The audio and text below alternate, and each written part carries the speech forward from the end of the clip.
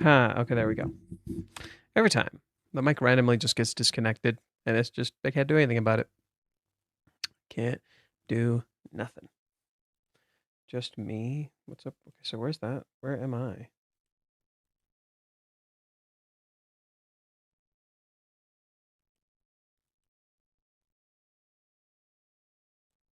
The heck? Ah. Okay, sure, whatever. That's fine. That is a-okay. No worries. Okay, late stream as usual. Sorry for another late stream. We got lots of stuff going on. Just a heads up for anyone who's watching. When the chapter comes out on Tuesday, I said this in a post. I don't know who saw it. When the chapter comes out on Tuesday, I won't be able to stream on time. I got called into work, even though I requested the day off. There's stuff going on, and they need me to be there in the morning. So I won't be able to stream the chapter until 12:30. So just keep that I'll probably schedule it at around 12:30. I'll let you guys know. Maybe it'll be like 12:45. Not quite sure. We'll see. My only question is, why did they spoil the kiss? Okay, I'm sorry. I already said this. They spoiled it from the very beginning. They spoiled it from the very beginning. Like before season 4 even aired. They spoiled it from the start. It's literally the biggest appeal of this entire arc. It's the fact that they fucking kiss. Like I'm sorry. Like I know people are upset that they're spoiling things, but literally the biggest appeal of this arc is the fact that they kiss. And to me, there is a thematic idea that's kind of clever to it, where so much of this arc is about like a secret being revealed. But it's not the secret you think it is. There's literally two things that are being revealed in this chapter that you don't realize that's like the big secret that's being revealed, where you think, okay, the rental girlfriend thing is the big revelation, or is it Chizuru kissing Kazuya, or is it Chizuru protecting him? There's literally secrets being revealed. Not to mention, all of the stuff that you guys are seeing are probably like the first 5 or 6 episodes. It has 12. This season has 12 episodes. We're gonna get through the 3-month time skip. We're gonna get through like a whole bunch of other stuff. We might even get to them living together. That might be where it ends. So there's a lot of revelations happening here. And from the moment season 4, yeah, season 4, I was correct. From the moment season 4 was shown, they already showed them kissing. Like, it was there from the start. Everybody fucking knew about it. It's really not that big of a spoiler. I actually think the trailer's perfectly fine.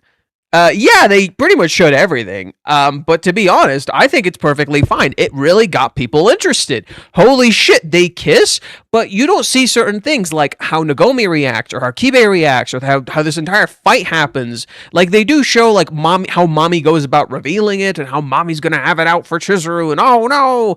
And yes, it is showing too much. Absolutely. That is, if this wasn't already fucking everywhere on the internet, you know? If anything, you know, like, the internet's reaction has told me everything I needed to know. Like, they're being pretty fucking stupid about it, as they usually are. But no, like, I think the trailer is perfectly fine. I think the trailer, personally, was perfectly fine. It wasn't anything negative, and we don't even know how 218 is going to go down. It's going to be the same. It's going to be the same.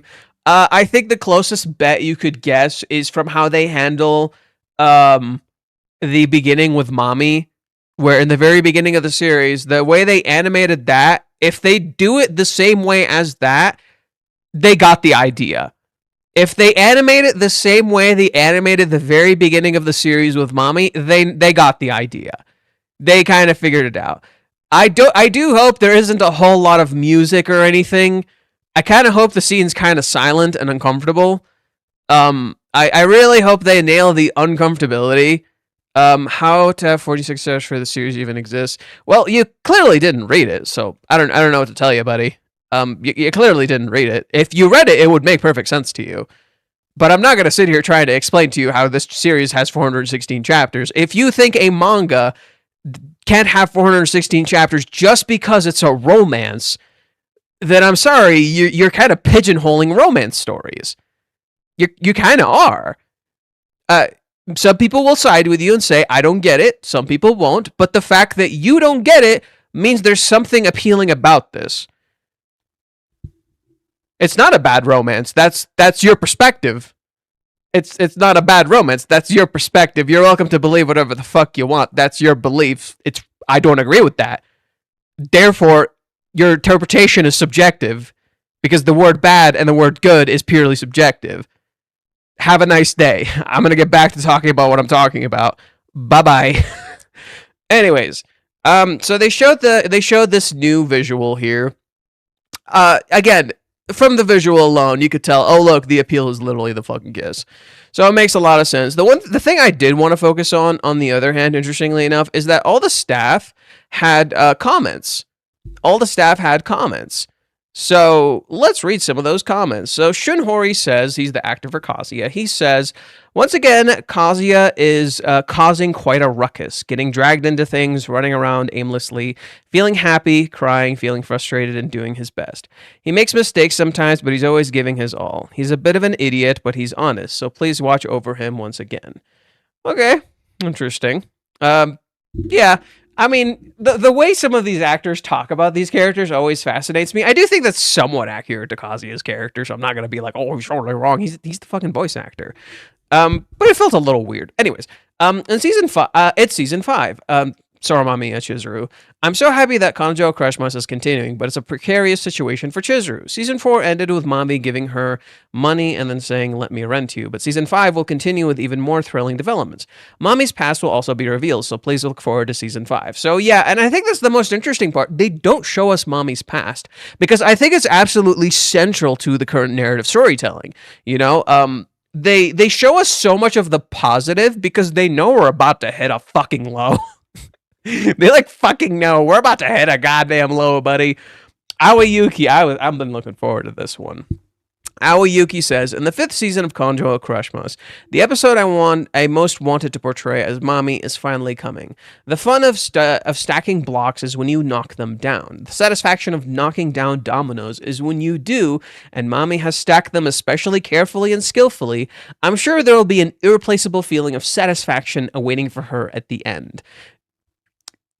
Oh my gosh, she gets it, dude. She understands Mami's character so well. She understands Mami's character so fucking well. People tend to love others more than they see their pathetic. People tend to love others more when they see their pathetic side than when they see their excellent side. I hope you will watch the 5th season with your own eyes, as it is full of highlights not only in romantic comedy scenes but also in human drama. Right, like after this arc, I would argue a lot of people really started liking Mami's character. I'm not gonna lie, they really did, because you saw her fall the fuck apart. You saw her crack, and the thing we're gonna get in, like when we watch the trailer in a bit, one of the things I fucking loved, just hearing the little pieces of voice acting in there, is when Aoyuki starts giving those guttural, like rageful screams. She's so mad. And I'm like, yes, you get it. You understand how you're supposed to play this fucking character. She sounds livid. Mami sounds so fucking angry. And I'm like, yes, you fucking understand. She got the mission. She understood the mission. Aoyuki gets it. I love it. Now Taoyama. Ruka. The time has finally come. The depths of lies that Kazuya has piled up until now are come crashing down on him. What will Kazuya do then? What about Chizuru and Ruka? Everyone is forced to make their own choices in Season 5. They can't go back to Tokyo empty-handed. The Fateful Hawaiians arc concludes. Shouldn't you just go out with Ruka now, Kazuya? Fuck off! That's such a Ruka thing to say. That's such a Ruka thing to say. Fuck off. She's so funny. She's so funny. Oh my god. That's such a Ruka thing to say. I think one of the most fascinating thing when reading like the voice actors and the characters and like literally everyone who interacts with the manga, everybody has their own interpretation of the characters. You know? Everyone looks at these characters completely differently. Everyone thinks about them completely differently. No one is really the same, including the actors who literally play them. You know, like there are times where I feel like I feel like, for example, like Sora doesn't really get Kazuya or Chizuru, and that to me is a fascinating thing to depict. Where it's like at other times she completely gets them, in other times she totally doesn't. And that to me is incredibly fascinating. That's kind of why I like Aoyuki. I feel like Aoyuki is like the closest to me because she kind of really she gets the characters in the way that I feel like I get the characters. So that's why I really vibe with her. Even Shunhori, like sometimes I feel like he doesn't really get the characters. Naotaima, for instance, like saying that hilarious shit. Oh yeah, you should just go out with Ruka, as if Kazuya is like clearly happy in that relationship. You know, he's clearly not. But she's like, you should just go out with her. You know, it'd be better for you. You know, like that's the best part. Ray Takahashi. I wonder if we'll even see her this scene. I wonder if we'll even see her this season. There is a possibility we will, but I have no idea. Will Sumi-chan make an appearance?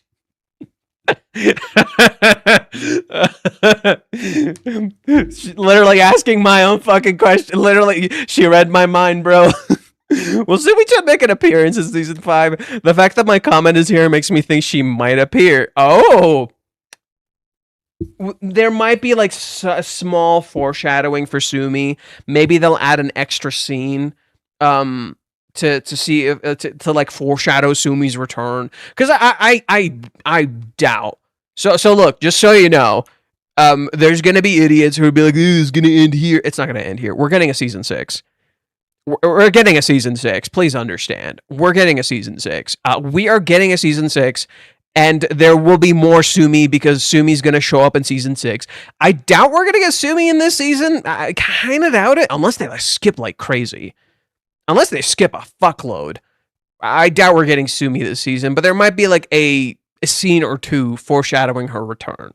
That kind of makes sense to me. So what I could see is like Chizuru. What they could do is they could add a scene where we see Chizuru plan with Sumi to meet up on her birthday. I could see that happening. You know, they could add a scene like that, which would kind of work. You know, that'd be kind of a decent scene to have. They might add in some extra scenes here and there, but who knows? But yeah, we'll have to see. While keeping an eye out for Sumi-chan's chance, the Hawaiians arc is finally coming to an end. Let's watch it together with bated breath. Yu Sariaza. So Minnie is absolutely showing up. Minnie's going to become central after this arc. Minnie's presence is going to become central after this arc. So yeah, it's season 5. I've been waiting forever. If you don't finish the Hawaiians arc and come back, there's no role for Minnie. What kind of ending will she have with Mommy, the final boss? Whatever happens, cute Minnie-chan is waiting in the next room. So please come back soon, Master. She knows. She knows. She knows. She knows. So that's pretty much it. Let's watch the trailer really quick. Nothing too crazy. It's gonna air on the 10th.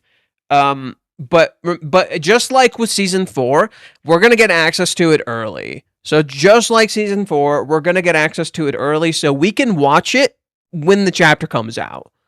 So we're probably gonna be able to watch season 4 or season 5 when the chapter comes out. So that's definitely a thing that's happening. Okay.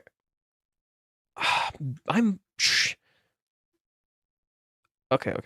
Let's go to YouTube. This is weird. It's like not loading well. What I'm worried about is I don't want oh, there's no audio playing in the background. I think that's maybe okay. I don't know if I should have audio playing. You guys have seen it. It should be fine. You guys have seen it. Okay, so oh, thank God you guys were not listening to that. They were doing audio. No. They were doing that what is it? Ew. They were playing that stupid fucking AI audio. Ugh. Brother, ugh. Okay. It already looks weird, by the way. just look at them. It already looks a little weird. Just the animation. Look at Kazuya. Look at Kazuya, bro. They already look weird. Chizuru looks flat. Like it already looks a little off. Okay, my rental life is coming to an end. Yeah.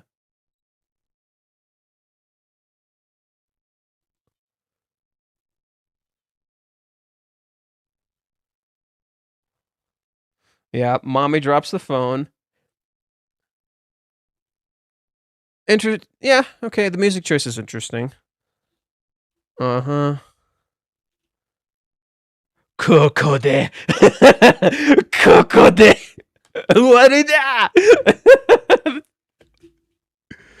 Oh my god. Okay, I'm sorry. That's so funny. Her voice is literally. You guys need to hear this. You guys need to hear this. It's so fucking funny. Her voice is so funny.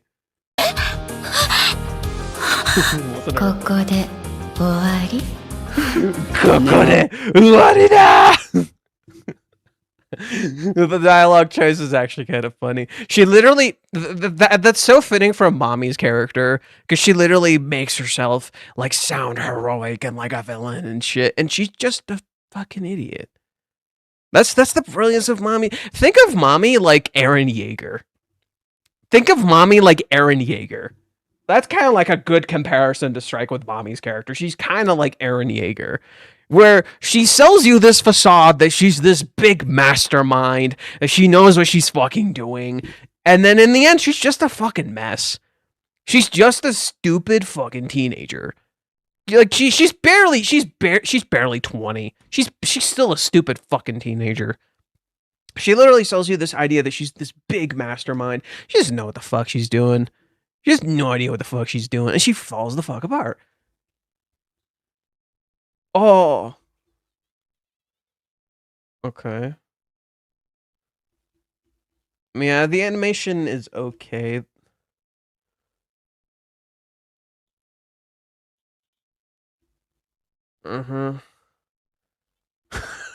It's just so funny. It's so funny looking. What the fuck is this? It's so goofy looking.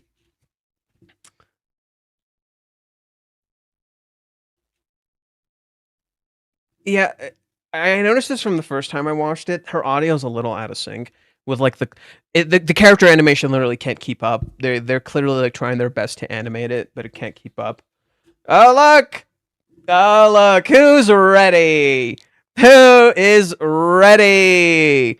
Are you ready? Okay, go! Don't get rid of this. Get rid of this. Go away. What the hell is this? Go away. No. Are you ready? Are you ready? Who is ready for chapter 218?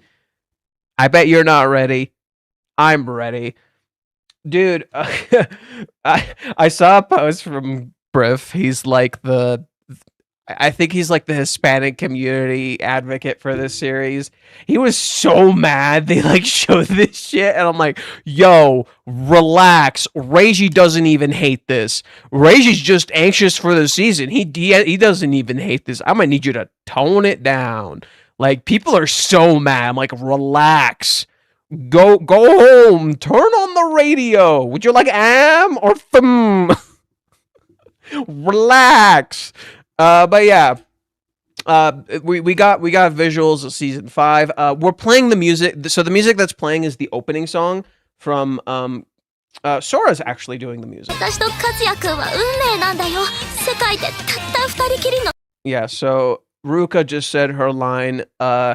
Kazuya and I are tied by fate. That's what she says. But okay, you gotta hear mommy's voice here. Listen to this.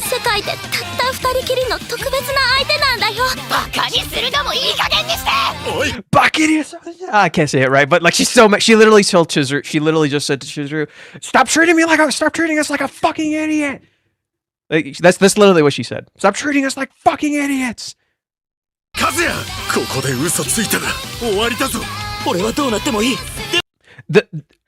so this one is interesting. Look at mommy's face here.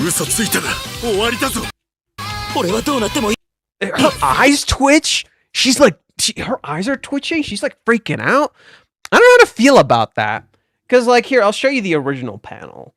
She doesn't. Her eyes don't like twitch like that. Like at least I don't see Reiji like doing that. She's not. I don't know. Let me just show it to you. Because that's not how I don't know. That's just me. I just don't see the eye twitch. She is mad. Yes, she's absolutely mad. I do find the eye twitch interesting. But like how do I explain it? I just don't see the eye twitch. I kind of like it. It just adds more anger. Again, I don't like hate it. I don't hate it. I think it works. It's one of those like weird situations where I'm just kind of like, does that work? Does that not work? I don't mind it. I don't think it's like bad. It's just funny. It's like, holy shit, she's mad. She's mad. This yeah, this panel is interesting. This is straight up a panel. I feel like they might have reused this from the chapter 215 episode, because look at this.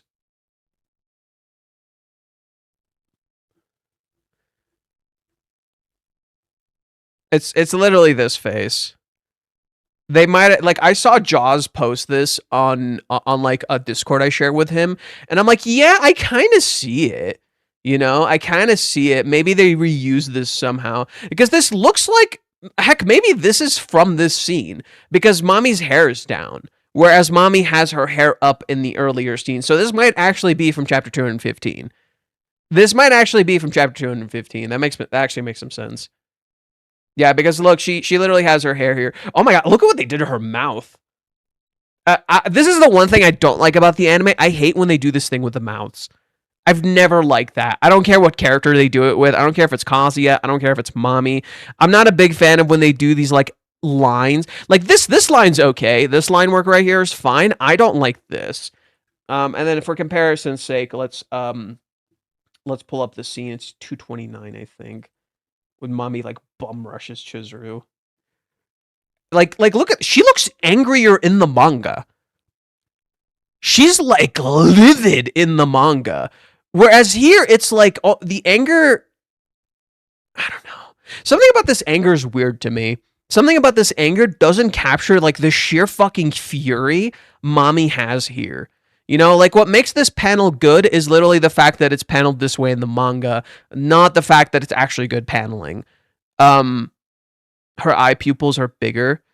Yeah, there's like a sharpness to this that like, yeah, look at this. Look at this.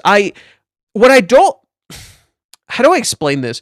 Reiji draws her as more of a childish mess, whereas here, she looks more adult. I think they don't strike that balance of childish mess really well. Like, she's falling apart, but not in the same way. She's falling apart, but not in the same. Look at her. She's like sweating. She's like freaking out. There's a sharpness to her eyes. I think this is the, okay, I see. Okay. I think I know what what they're doing wrong. Look at the sharpness of her. Look at the angling. Look at the angling of Mommy's face here. Her eyes are not just round; they're getting rounder. Or sorry, they're getting like more tilted like this, and then her face has a lot more angles to it. Whereas here, there isn't as much angling. The emphasis is more on like actual rage. And I think the sad part is like Mommy isn't actually pissed at Chizuru. She's pissed at herself. That's why I think there's supposed to be like this kind of weird balance that the anime is not striking. Personally, she literally, the whole idea is that Mommy's pissed at herself. She's not pissed at Chizuru. And like this is further emphasizing stuff like this. You know, she's not actually pissed at Chizuru. I don't know. I just feel like they're not capturing it well in certain ways. Yeah, and I love that Chizuru is like fucking snaps at her. Anyway. Okay. Oh, hey, it's this. Oh my god, man. Oh, they did this shot weird. It's okay. It's not like a horrendous shot or anything. But they did it weird. So let me pull it up. I'm pretty sure it's 224. Yeah, I was right. Yeah. Like, Kazuya, like, pours his heart out. And Mommy does this shit. And I... Look at it. You don't... Oh, man. You don't fucking feel his heartbreak. You don't feel his heartbreak. I don't know. I don't... When I look at this, I want to cry with him. Like, you feel his heartbreak in this scene. And I don't quite see it here. You know, like he looks in shock. Yeah, he literally looks in shock here. His heart is like tearing apart. It's the blush. You're right. It's the blush. You're right. He doesn't look like he's crying his heart out. Yeah, okay, there you go. There you go. That's what it is. It's the blush. It's the blush. He doesn't look like he's crying his heart out. He's supposed to be like in fucking tears here. Look at this. This is what he's supposed to look like. He's falling apart. So it doesn't, yeah, you don't feel, he doesn't look like he's crying his heart out. That's why it's the blush. I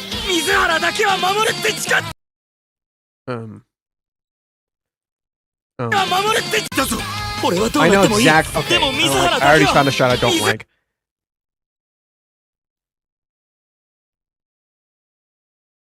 I'm wondering if this is...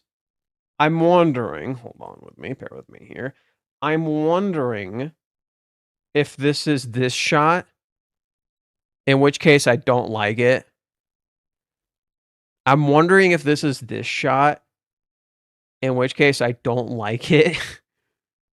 Hopefully it's not. Hopefully this is a different shot.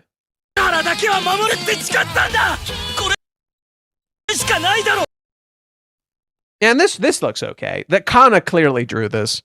This looks okay. Kana clearly drew this. And look, let's just fucking pull it up. Let's just fucking pull it up. You know? Kana clearly drew this. Here's Chizuru.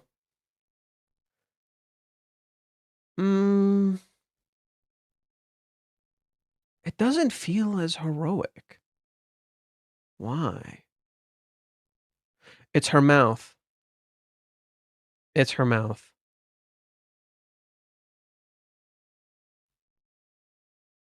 Yeah, it's her mouth and how the eyes are drawn. Again, the blush is subtle. It's also the line work. It's also the line work. The line work in this is like more... The line work in this is like is not as clean and it's not as sharp. There's a sharpness to the line work that is not being conveyed. And oh my god. Oh my god. Yeah, I think the problem is literally it could be just the way the shot is framed. Maybe it'll be framed differently in the anime, but it just doesn't look as clean. It just doesn't look as clean. She looks heroic. He feels like he's being saved. Look at the nose. Oh my god, the nose is kind of a mess.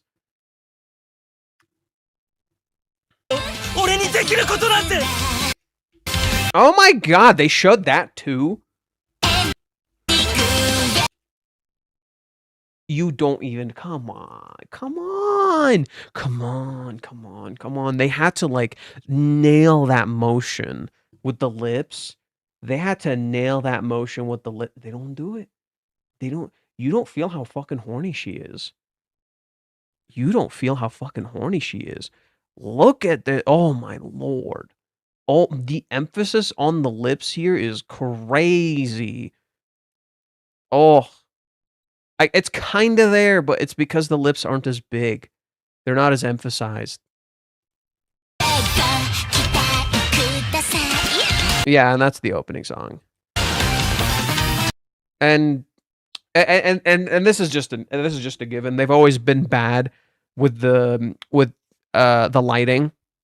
Their composition just isn't good, unfortunately. Like, that's just going to be a given. The composition's never going to be just, like, good when it comes to the anime, unfortunately speaking. That's just kind of a given. So this is, where is it? I'm pretty sure this is this shot. Yeah, it's this. And Chizuru tilts up and looks up. And again, like, the composition just kinda isn't there. You know, even the hair doesn't look as good. Yeah, even the hair doesn't look as natural. Her hair just looks goofy. Right? Just look at the hair. It doesn't look as natural. Yep, and you see the moon. Okay.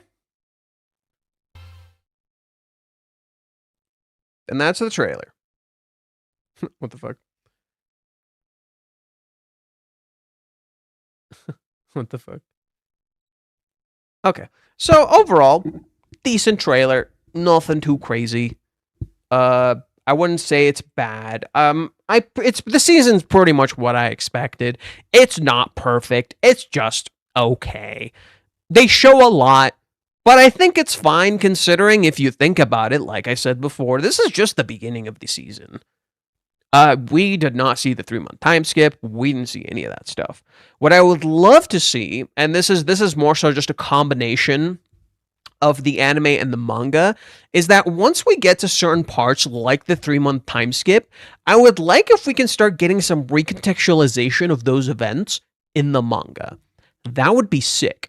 That would be so cool, because Reiji did some similar stuff like that when season 4 was airing, where certain things were kind of being recontextualized and being brought back. What if they messed up the kiss? I doubt it. The only way they could like really fuck it up, and I kind of doubt it. I feel like they're gonna put all their animation effort into the actual kiss, because if you pay attention, you didn't see the kiss. Just saying. If you pay attention, you didn't see the kiss. I think all their animation effort is gonna go into the angling. I'm gonna be real. All the animation effort is gonna go into the angling. This.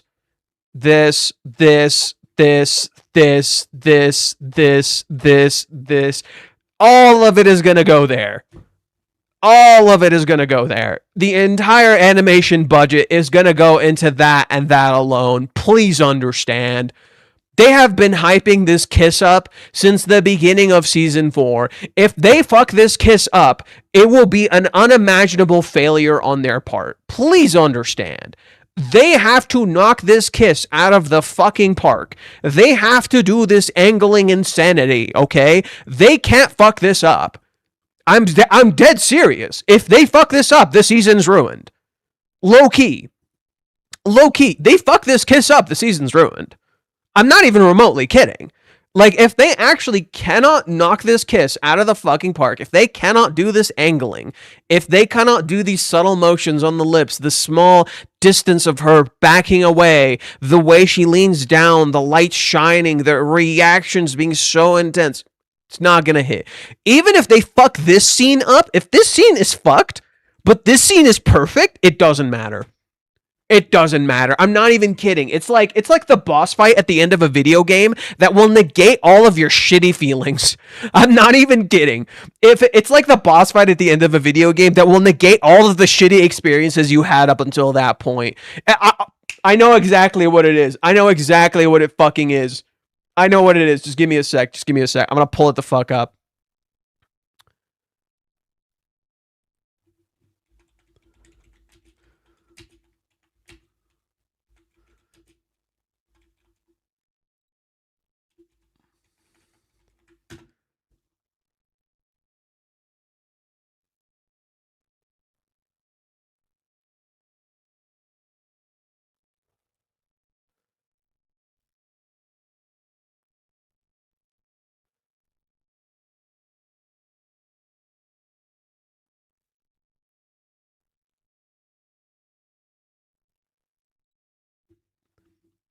It's this shit. It's this shit. It's this shit from Resident Evil 3 remake. Okay, this game kind of like, it sucks as a remake, but good fucking god. Good fucking god, when you do this. Good fucking god. Good fucking god. That's what this kiss is. That's what it is. It's a fucking rail cannon. That's what this is. In the original Resident Evil 3, you have to go to the rail cannon. Here, you are the rail cannon. That's what this is, okay? Like, when I got to this scene in the fucking Resident Evil 3 remake, all the shitty experiences I had playing this game felt like it didn't matter. I'm just, oh, this shit's so cool. Oh, this shit's so fucking cool. Jill Valentine got her boulder punching moment here. Jill Galentine got her boulder punching moment here. For those who played Resident Evil, you know what the fuck I'm talking about. That's what she got here. Girl just said, buckle down, motherfucker. That's what this kiss is, okay? Like, it needs to be that, okay? That is the unfortunate truth. They have to knock this out. This is what it has to look like. This frame right here, this is what it has to look like. They have to knock it out of the park. That is their mission. That is their sole objective. If they cannot do that, they fucked up. If that kiss does not rock your fucking world, they fucked up. Because that kiss has to be the most impactful thing about this entire arc. That, and I think chapter 218. Though I think basically there's maybe like 3 chapters they really got to knock out of the park. The 3 chapters I believe they need to knock out of the park are chapter 215, aka Mommy's backstory, chapter 218, which is a chapter that's going to be that is so impactful to the narrative that it still persists even now, and of course the kiss. Those are the 3 chapters. Those are the 3 sequences they essentially have to knock out of the fucking park. Unequivocally, they cannot fuck this up. If they knock those, it literally, it's. I think the kiss is a must. Mommy's backstory, you can maybe fuck it up a little bit. And chapter 218 is kind of a bit of a toss-up. If you do it correctly, it'll raise it substantially, right? But the kiss is the main one. The kiss is the thing they have to absolutely knock out of the park without question. They fuck it up, that's it. I think if the kiss is knocked out of the park, it'll make up for any other mistakes they have in the season. You know? Is at least Reiji monitoring or interacting with the anime team for each chapter episode? Not as much as you think. They showed him certain things. They checked certain things with him. But overall, he doesn't quite know like what it's all going to turn out like. In fact, speaking of Reiji, now that you mention it, he actually posted something. So we're gonna read that really quick. Right here. Reiji says, like in response to the trailer upon seeing it. By the way, understand this is probably the first footage he's seen too. He says he has not seen the episodes yet. He hasn't. He doesn't know. Anyways, he says, once again, TV anime of Rent-A-Girlfriend Season 5 broadcasting starting in April 10th. That secret hidden away so deeply will finally be revealed. Be sure to watch for Chizuru's own opening song too. It's been a long time coming. Even though I drew it myself, I'm already getting all nervous just thinking about it. Looking forward to your support. Right? And he absolutely should be nervous. He doesn't know what this is going to turn out like. He doesn't know what he's going to be expecting. I commented saying this is so interesting because what secret is he referring to? The lies about dating or Kazuya's confession? Chizuru being a rental girlfriend or Chizuru kissing Kazuya? So much of this scene is around lies. Yet which lies do we tell ourselves and which are the actual secrets? That's pretty much so much of the leverage around this. And this person drew this art piece that I like. Anyways, Sora also commented. She left a quick comment. Let's read that really quick. That worked. The theme song Non-Scenario Utude, Itude? I don't know. I think I'm saying it right. Which plays partway through, was written and composed by me. One of my own compositions as an anime song. Which, by the way, it's kind of awesome that we're getting. It's kind of awesome that we're finally getting a Chizuru opening. Which, by the way, incredibly fitting. Do you want to know why? This is when the story truly becomes Chizuru's arc. This is when it becomes Chizuru's arc. Because people seem to forget, after the 3-month time skip, there is literally a dynamic flip. Where Chizuru becomes the leading character. And I mean that in the sense that she's low-key the protagonist. Where she's the one who's making all the moves. Kazuya becomes incredibly passive. Chizuru is the one who starts making all the moves at that point. So it literally becomes her story.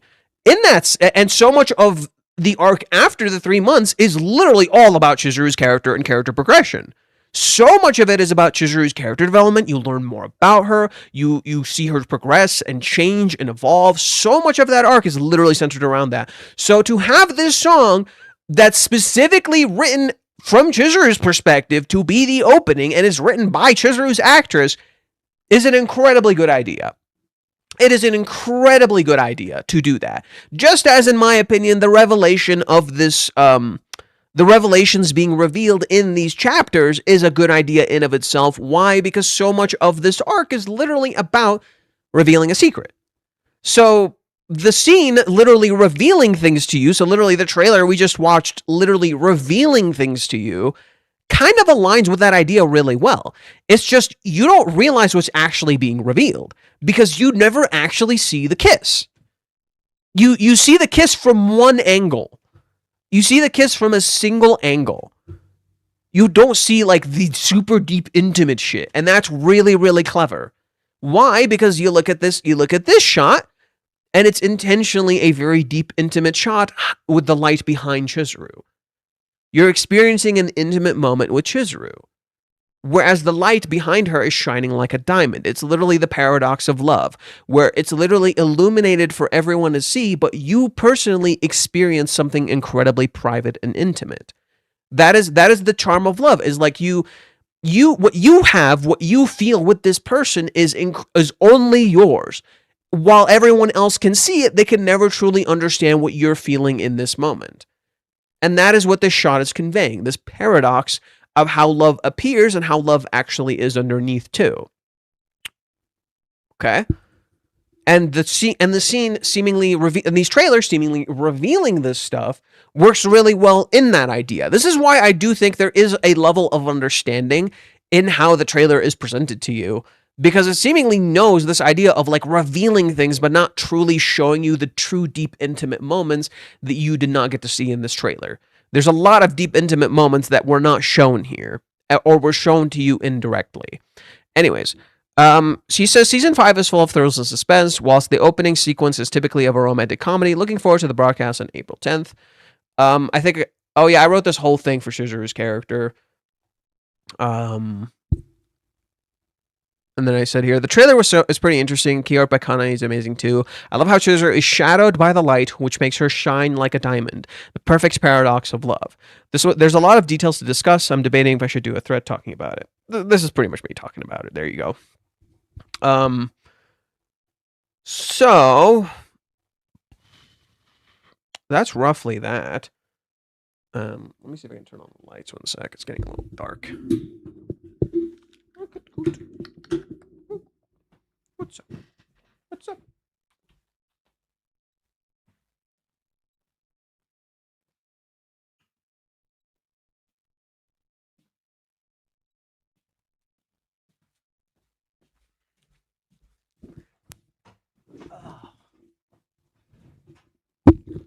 Speaking of which, I got this in the mail today, so I guess I can open it with you guys.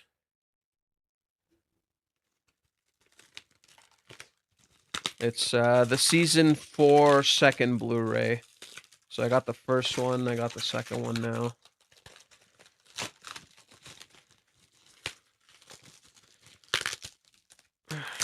Ugh.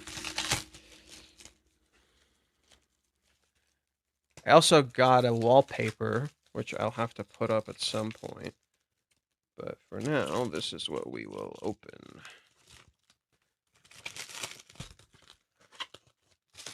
And this thing is stuck in there. That's how much I spent. Hey, look, here's your fucking, that's how much you spent on this thing. Came with this. I got the other one in the mail. It'll be here soon. And then here is the Blu-ray. The Blu-ray. I will unfortunately open it because it has stuff on the inside, so I will open it in front of you guys. Feel my pain. There's stuff on the inside of it. Come on. Trying my best not to rip this in a weird way. There we go. All right. That's what it looks like. And it comes with these art pieces. So there's Sumi, and here's a mini. And then this is the art book. Ooh! There's a thing from Reiji. That's cute. Interesting. Okay, so that's just the ending stuff. Oh, look at Mommy.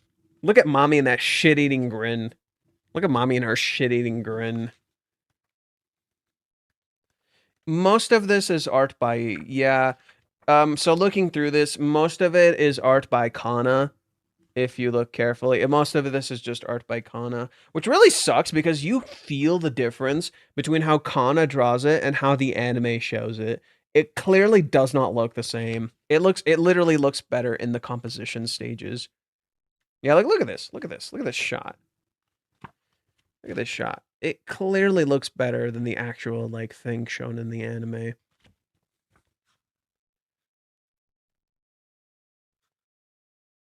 Oh, oof. Look at these. They are gorgeous. These are gorgeous. Holy shit. Oh my god, look at Kazuya.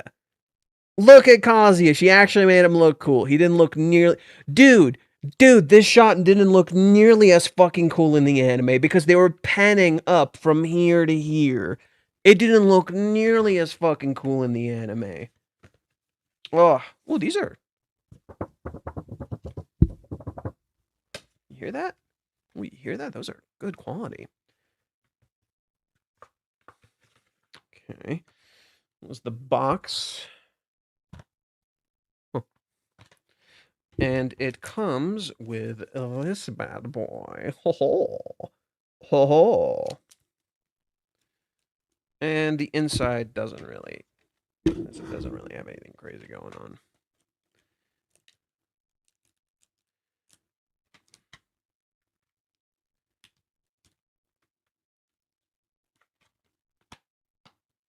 Okay. So that is that Blu-ray. I do have the other one sitting somewhere, but I'll show you guys that later. Okay. So you guys got to see that early with a special what the special bundle is that? So this isn't the special bundle. This is actually what it comes with. So when you purchase it, that it will always come with that stuff. You just have to purchase the Blu-ray from the Japanese version. It will always come with this version. The special things I got, one sec, because I pre-ordered it from Gamers. I got these special things from it.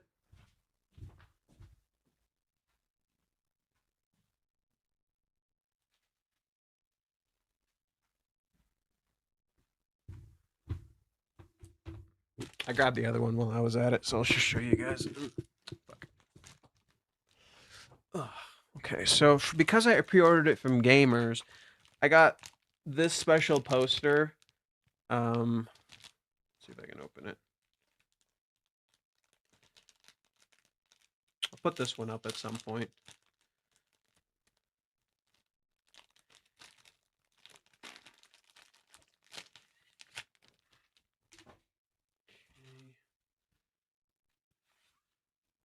I got the, yeah. So Reiji drew that. And I got that.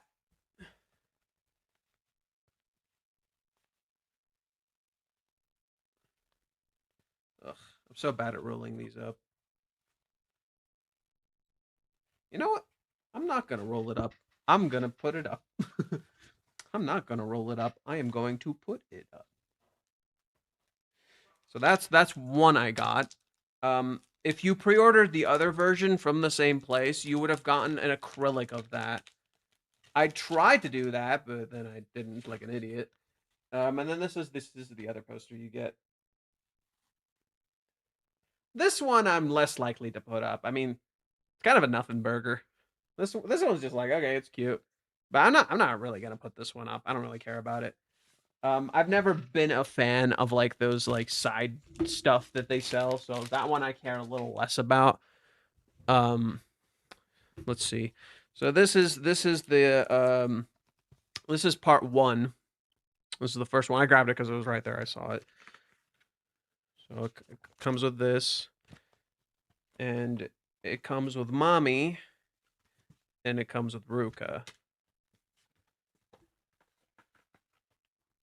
Here's the back of it. Here's the other back. Okay. Here's this art book that it comes with. Think is there a little thing from Reiji at the end? Oh my god, there is, and it is he wrote a lot. I'm gonna need to get a Japanese fan to translate this because even Crumpy can't read that. I'm gonna be real, even Crumpy can't fucking read that shit. There's also this, and this is just as holy shit. Stuff from the OP. So it's just stuff from the opening. Yeah, most of this. Oh my god! Oh my god! Look at Kazuya!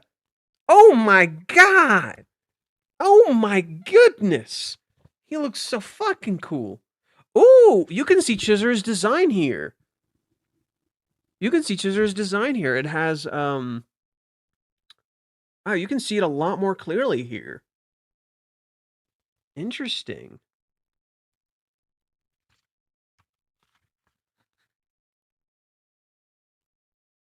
Oh my god, look at Mommy. Look at Mommy. Dude, look at Mommy. Oh, she looks so cool. Oh, she looks... Oh, I'm dropping shit. Oh, I'm gonna put this to the side so I don't drop shit. Look at Minnie and look at Sumi. Ooh. Ayo, bro. Oh, look at another shot they didn't handle well in the anime. This is in the train. This is in the train.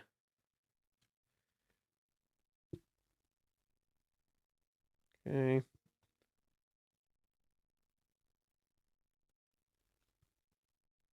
Oh my god, this shot didn't look nearly this good in the anime. This is when Chizuru is telling Kazuya about if she had someone she loved, she'd be with them forever. Oh. Oh fucking god, look at Mommy's dead eyes. Kana knocked it out of the park and it didn't look nearly this good in the anime. Kana, I fucking knew it. Kana did it correctly. They just didn't color it right. Dude, I knew it. Kana did this shot correctly. They just didn't color it right. I fucking knew it. She did the black eyes. She did the doom eyes. They just didn't handle it well. Fuck. Fucking knew it. She literally just needs artists who can actually keep up with her. That's literally the problem with the anime, is just like the artists working on it clearly cannot keep up with Kana and they don't have the time. Right? Like that's what season 4's opening is. Season 4's opening is literally artists who can keep up with Kana. That's what that is. That's literally that's what that shit is. That's artists who can keep up with her and like literally go at her level. And then finally it comes with this. This is an acrylic. Comes with this acrylic. And then of course, you have this. Here's the back. Oh, that's cool. The other one is a beach ball. This one is a palm tree. That's cute. And this is the inside. Put that in here.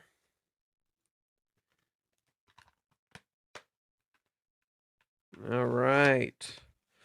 And that is that. This one, okay, so stupid story. I'm going to tell you guys a stupid fucking story. I'm so pissed at myself for this. I don't know how it happened. I don't know if they did it to me. But this thing, when you pre-order season 1 and when you pre-order volume 1, you pre-order volume 2, you get a second one. You get a second one where Chizuru's dressed normally, and you get this one where Chizuru's dressed in her swimsuit. So when I pre-ordered volume 1, I pre-ordered it from Animate. What I didn't realize, I don't know if they did this to me after or if I made that mistake. I'm gonna go assume maybe I made that mistake. When I pre-ordered it, it didn't come with any bonuses. So I didn't get any of the stuff I was trying to get with it.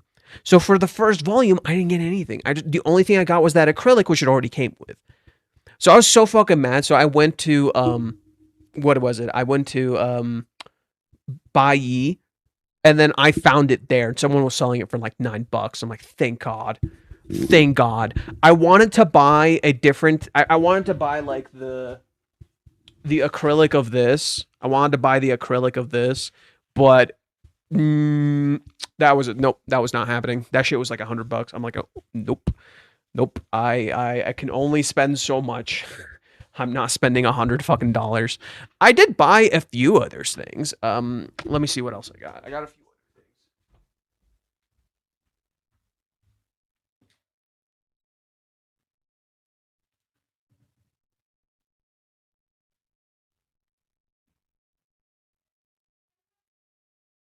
He was.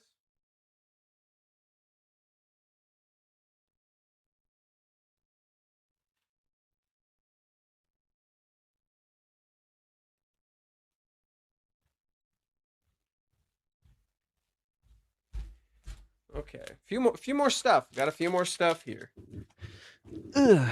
Okay. So first off, I showed you guys this earlier. So I showed you this earlier. I think it was like another stream where it was a special art book that Reiji made.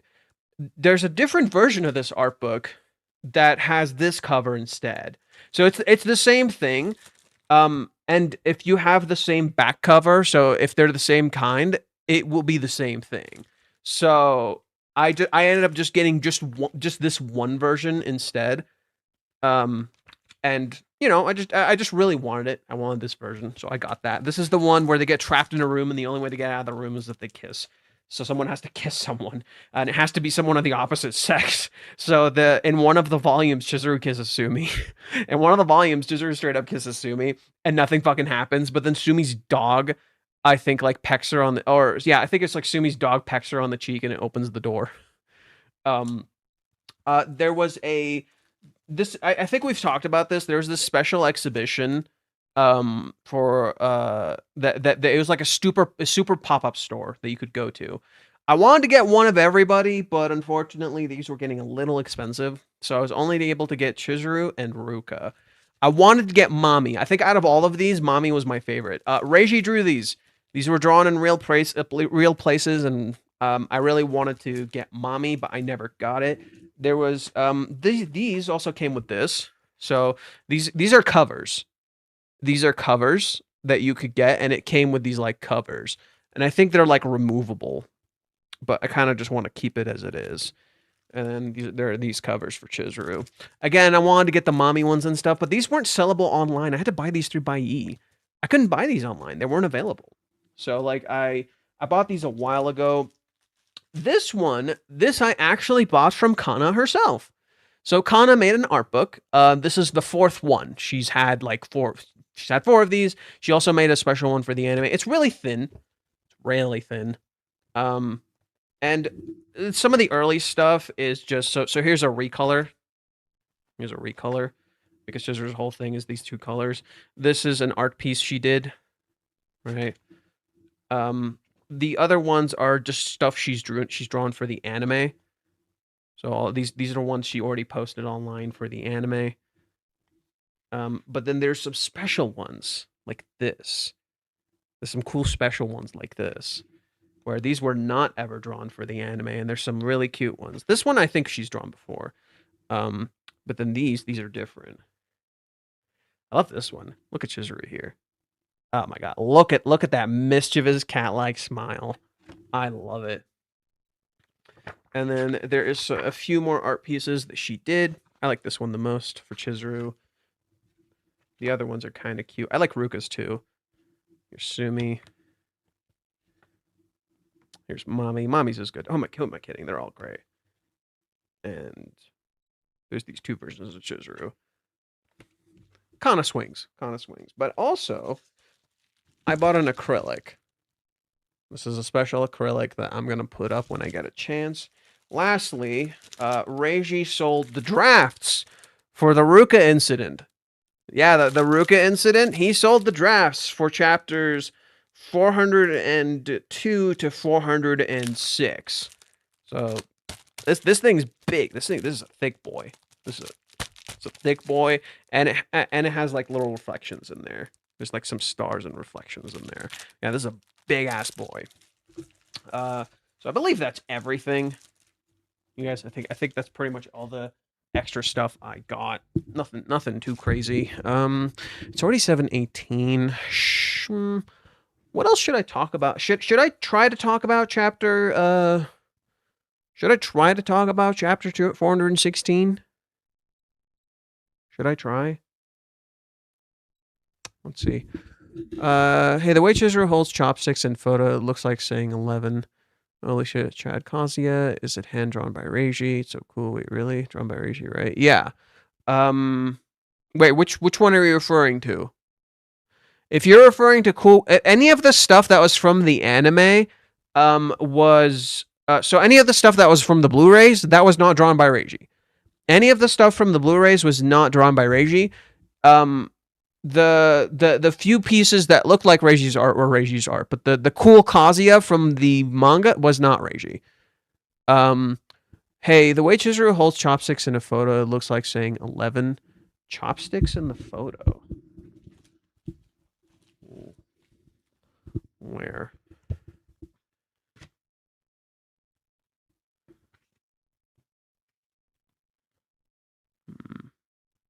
Okay. Chopsticks.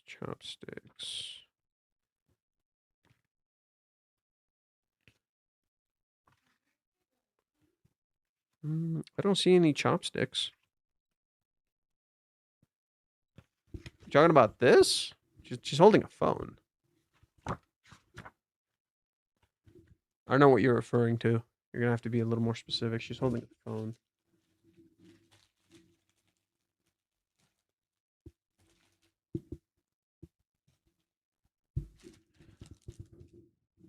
Okay. Let's see. The pokey stick at the beach.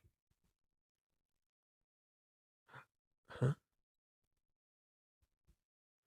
Oh.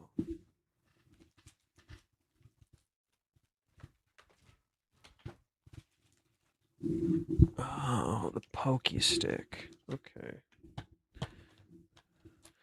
You mean this? I guess it kind of looks like an 11. There's the thing next to her. Yeah, I guess it kind of looks like an 11 because of the thing next to her. It's not a chopstick, it's a pokey stick. I didn't even notice that. That's a good catch. July 11th. It was there all along, guys. July 11th. It was there all along, guys. Oh my god. Okay. Okay, let's go to chapter 416. Also, again, remember, I do have to clarify this.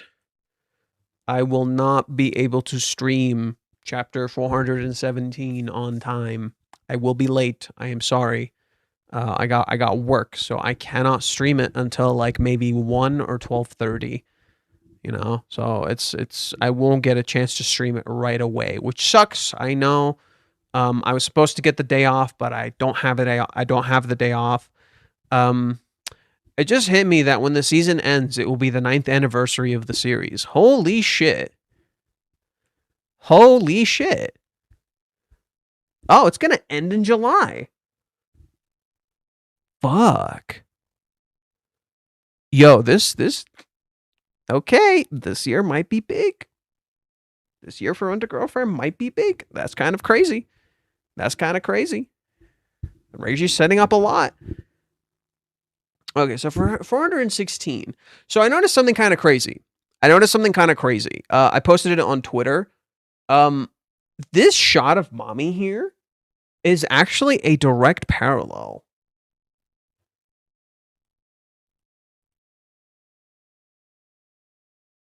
Here, I'll pull them up side by side here. So that shot is from the beginning of the series. Okay.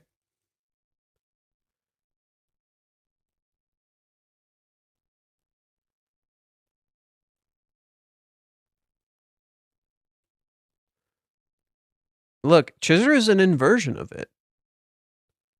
Chizuru is literally an inversion of this shot. She smiles just like her, but Chizuru hides her hands. Whereas Mommy claps her hands together. Mommy rejects him, saying there's someone else I like. Chizuru accepts him. And yet now his reality is shifting. Mommy is starting to accept him. Or it looks like Mommy accepts him. Mommy is literally becoming the fictional Chizuru, the dream Chizuru. I think what Reiji's depicting with Mommy in this chapter is that Mommy is low-key becoming a waifu. Why? Because she is seemingly giving up her autonomy to the main character. You know, he influences her. He decides for her. He is the one in the position of power. So I think what's happening in the chapter is literally Mommy is becoming a dream, a fantasy, but not in a good way, where she's literally giving up her autonomy as a person. So this, like literally, she looks fantastical. And yet Mommy is hidden in shadow. And then you look at Kazuya, he's trapped in even deeper shadows. So pretty much, I think what Reiji's trying to show is this contrast of dreams versus reality. And that only in dreams do bad things not happen. Because in life, there's a lot of bad things happen all the time in life. But in dreams, bad things don't happen. It's okay. It's an escape. And yet, even in Kazuya's dreams, something is wrong. You know, he's getting the thing he wants, and yet he wakes up in tears. Right? Even his dreams, where he gets something he wants, he wakes up in tears. And he looks flustered and freaked out. I think that's so fascinating as this element of contrast between Mommy and Chizuru, and how Mommy is literally the other side of the coin. Another interesting thing that I did not get to post about that I will hopefully post about tomorrow is that, so I talked to Brief again recently, and again, I've told you him and I disagree a lot. Like, I do not like his takes about Chizuru at all. I don't like a lot of his takes about this fucking manga. But talking to him was helpful in helping me iron out some of the things I wanted to say. In particular, there's this interesting parallel in chapter 217 that I think is relevant here. So let me pull it up. It's right here. So here's Chizuru in shadows, but then there's light behind her. Here is Mommy in light, but there's a background behind her, and her eyes are dead. So basically, the visual representation of what's happening here is that despite Chizuru being in shadows, her eyes are full of light and full of life. In contrast, despite Mommy being illuminated, her eyes are dead and empty. Now, essentially, what you're seeing is you're delving into these shadows that is Mommy. That's literally what you're seeing now. You're delving into the shadows that is Mommy. That is what we are essentially experiencing here. We have literally sunken into those same exact shadows, and their roles have seemingly flipped. Kazuya essentially acts as a kind of light of hope for Mommy. So what's happening? So what is the point of these two scenes? Well, it's quite simple. Mommy says all lies are evil, but she's actually talking about herself, not actually lies, because she has lived a lie her whole life, and she is a liar. So she literally hates lying, but it's not about Chizuru. Whereas Chizuru, despite saying something that sounds fictitious and stupid, she sees the light more clearly than Mommy does. She's literally trapped in a lie. She's literally in shadows. She's quite literally trapped in the lie, but she's not blinded by the lie. She can see past the lie. She can see things for what they really are. Mommy can't. Mommy is blinded. And it's pretty in particular what's important about this is that mommy literally says, day after day of constant lying, you and I seem to have very different views about the value of lies. Mommy thinks that because Chizuru has lied so much, she's lost herself in the lying. That's the irony of what she's saying. That's literally what's happening to mommy now. She's lied so much she doesn't even know what's truth or fiction. Now, in particular, I wrote a thing that I want to read to you guys because I think I've kind of figured out why mommy asks Kazuya the question that she does in this chapter. In particular, what she says at the very end. So we'll pull it up.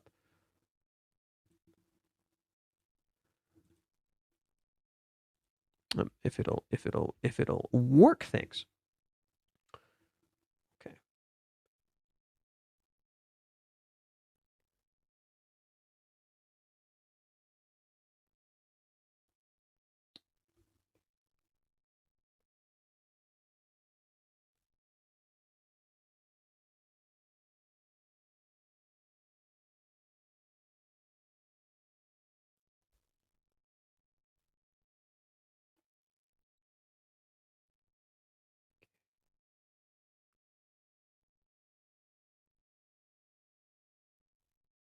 Okay.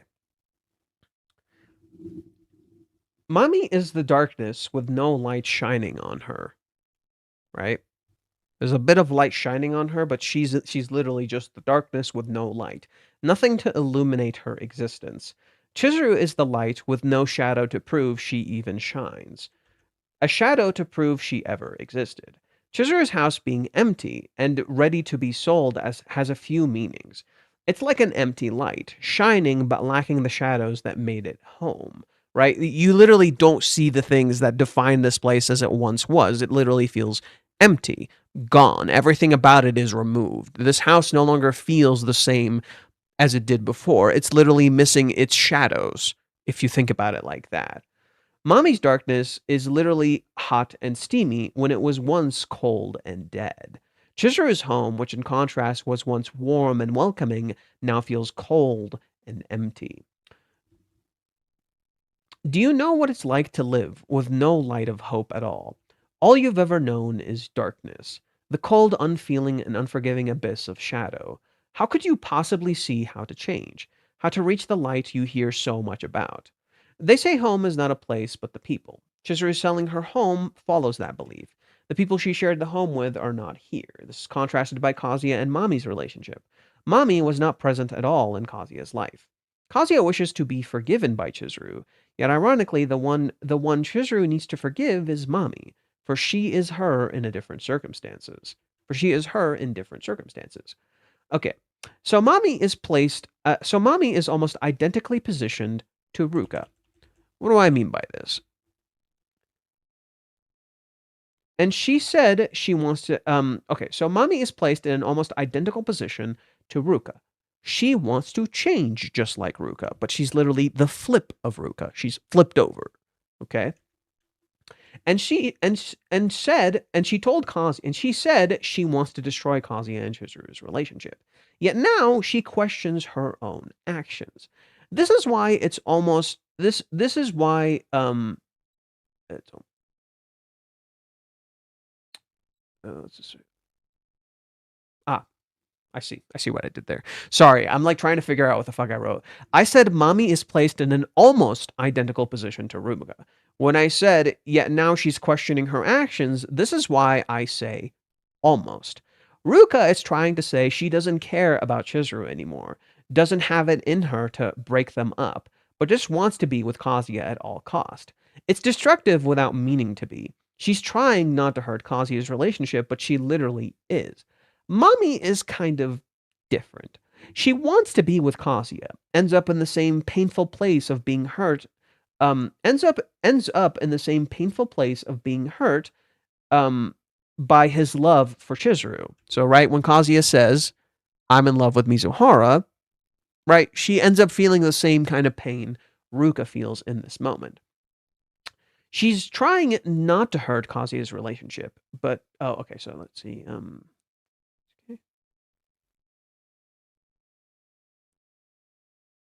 But rather than try to force Kazuya physically, she forces it emotionally.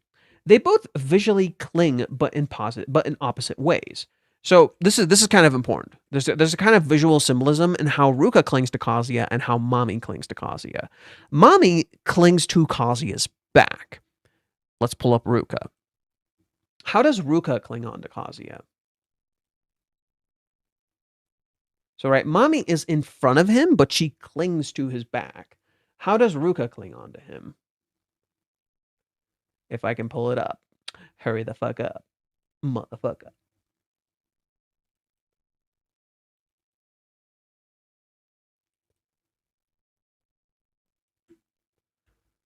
She grabs him from his front. She literally grabs onto him from the front. She clings on to his back. This mirrors what? How Minnie literally got onto Kazuya's back. So Chizuru is a burden on Kazuya's back, and she does not want to be. Minnie willfully recreates that scene and chooses to be a burden on Kazuya's back because it validates her own existence. In contrast, this is meant to mirror Ruka. Ruka mirrors Minnie. Why? Because she literally clings on to Kazuya's front while being on his back, literally forgotten in the back of his shadow. Right? She's literally forgotten in the back of his shadow. She doesn't matter. Her existence is null and void. She's literally not seen. So she clings on to his heart, right? She grabs onto here because she wants to be a part of his heart, but she's ultimately in his back, in his shadow. Mami acts as the flip of this. She is in Chizuru's position. Kazuya, literally all Kazuya wants is what's in front of him, which is Chizuru. Ruka is behind him, so she doesn't matter. Okay? Chizuru ends up being a burden on Kazuya's back, but she doesn't want to be. She wants to face him. So here's Mami facing Kazuya, but what does she do? She forces him to face her. She literally holds on to his back so he has to face her. Right? So he has to literally look at her. Okay? So she literally forces him to look at her, whereas Ruka forces him to to stay in that position, even just so she doesn't let go. He doesn't have to look at her. Right? With Ruka, he doesn't have to look at her. With Mami, he has to look at her. In both situations, there's a direct mirror between Chizuru. Chizuru, in this position, never forces Kazuya to look at her. Just as when she is on Kazuya's back, she doesn't want to be there. She doesn't want to burden him. Right? So that is the parallel between Ruka and Mami and Minnie. Minnie willfully chooses to be a burden. Ruka clings on to him from the back, forcing him to stay when he doesn't want to. And Mami forces him to look at her.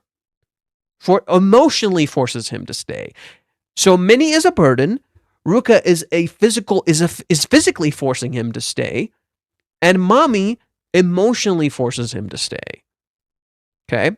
Literally makes him look at her because he is looking at Mami.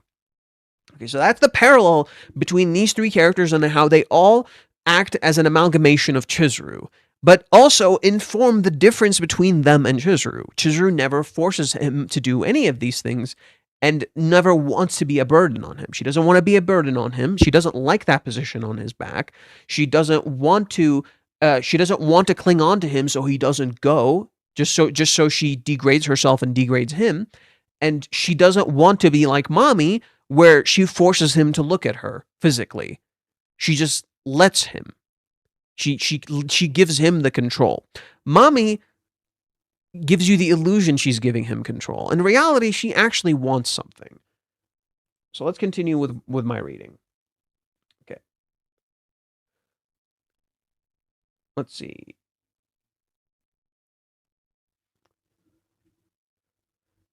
They both visually cling onto him, but in opposite ways. Ruka clings to Kazuya's front, but she's behind him. Mami clings to Kazuya's back, but she's in front of him. Right? Mami clinging to Kazuya's back visually represents how she is his past. Ruka clinging onto his front visually represents how she wants to be his future. Do you see what's happening here? Whereas Chizuru grabs neither. She doesn't want to be his past or his future. She wants to let him decide what those are for himself. Okay? But she's forced into the position of being on his back. Okay? Ruka is behind him, Mami is in front of him, right? Mami is like, make me the future while she's clinging to the past. Ruka is his past while she's clinging on to his future.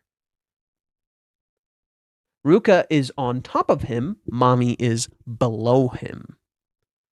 Ruka physically dominates Kazuya despite being smaller than him, whereas Mami does the opposite. She emotionally dominates him and lets him feel powerful because he is on top of her. Yet the framing intentionally presents Mami as above him. There's an intentional. This is how Mami controls scenes. This is how you can see how Mami controls scenes, even when she's not meaning to. She literally is positioned above Kazuya. Literally, look at the visual symbolism. She's quite literally above him, right? The angling is intentionally presenting her as visually above him, whereas in reality, whereas physically she's below him. Physically she's below him, but visually she's above him because she's actually the one in control. Look at this shot, right? Kazuya is literally above her and makes him feel powerful and makes him feel strong, right? She's a weak little girl. He's powerful. He's strong, right? It's literally a power fantasy for men to dominate women, to be above a woman. It makes them feel strong, right? And you see this visually right here, right? The way she acted just now felt so girly. She's so innocent. She's such a waifu. She's so vulnerable. Whereas before, literally 2 seconds later, he felt like he felt disempowered and emasculated because she was doing better than him. Are you seeing what Reiji's kind of hinting at here? How Kazuya is letting his insecurities define how he feels about the women around him. He feels more powerful when the women around him are smaller than him, more innocent than him. Whereas he's the big, strong man. But this is an internalized thing that he's not really carefully aware of. He's not realizing he's devolving to this because what is he doing? He's literally focusing on looks maxing. Like we talked about in an earlier stream, where he's literally trying to make him look handsome. He's trying to look better. What is he trying to do? He's trying to put himself in a powerful position. Kazuya wants to feel powerful. Why? Because he feels like he's been robbed of power, of control over his life. What Kazuya really wants, the thing he really needs to address, is control over his life. And because he's been robbed of that and he keeps like trying to solve that but not solve it directly, he's resorting to power, control, looks maxing, getting a good job, being above a girl, stronger than a girl, giving a good confession, physically looking attractive, feeling more emotionally powerful than someone. So with Ruka, he didn't like that because she was literally physically dominating him, right? And a part of Kazuya, this is an internalized conflict of Kazuya, a part of Kazuya almost wants to be dominated because he doesn't delve into this aspect of himself. He doesn't explore that. A part of Kazuya actually secretly wants to be dominated. And how do we know this?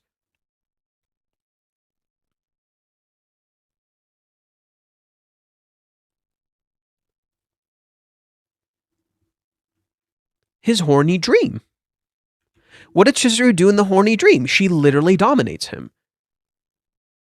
She literally physically assaults him. In his own dream, he's literally physically assaulted by Chizuru. She dominates him. She fucking mounts his ass. So deep down, Kazuya has this feeling of almost wanting to be dominated, while at the same time he has this deep need for control. This is a paradox of a lot of men where they literally no, it's not Kazuya is submissive. No.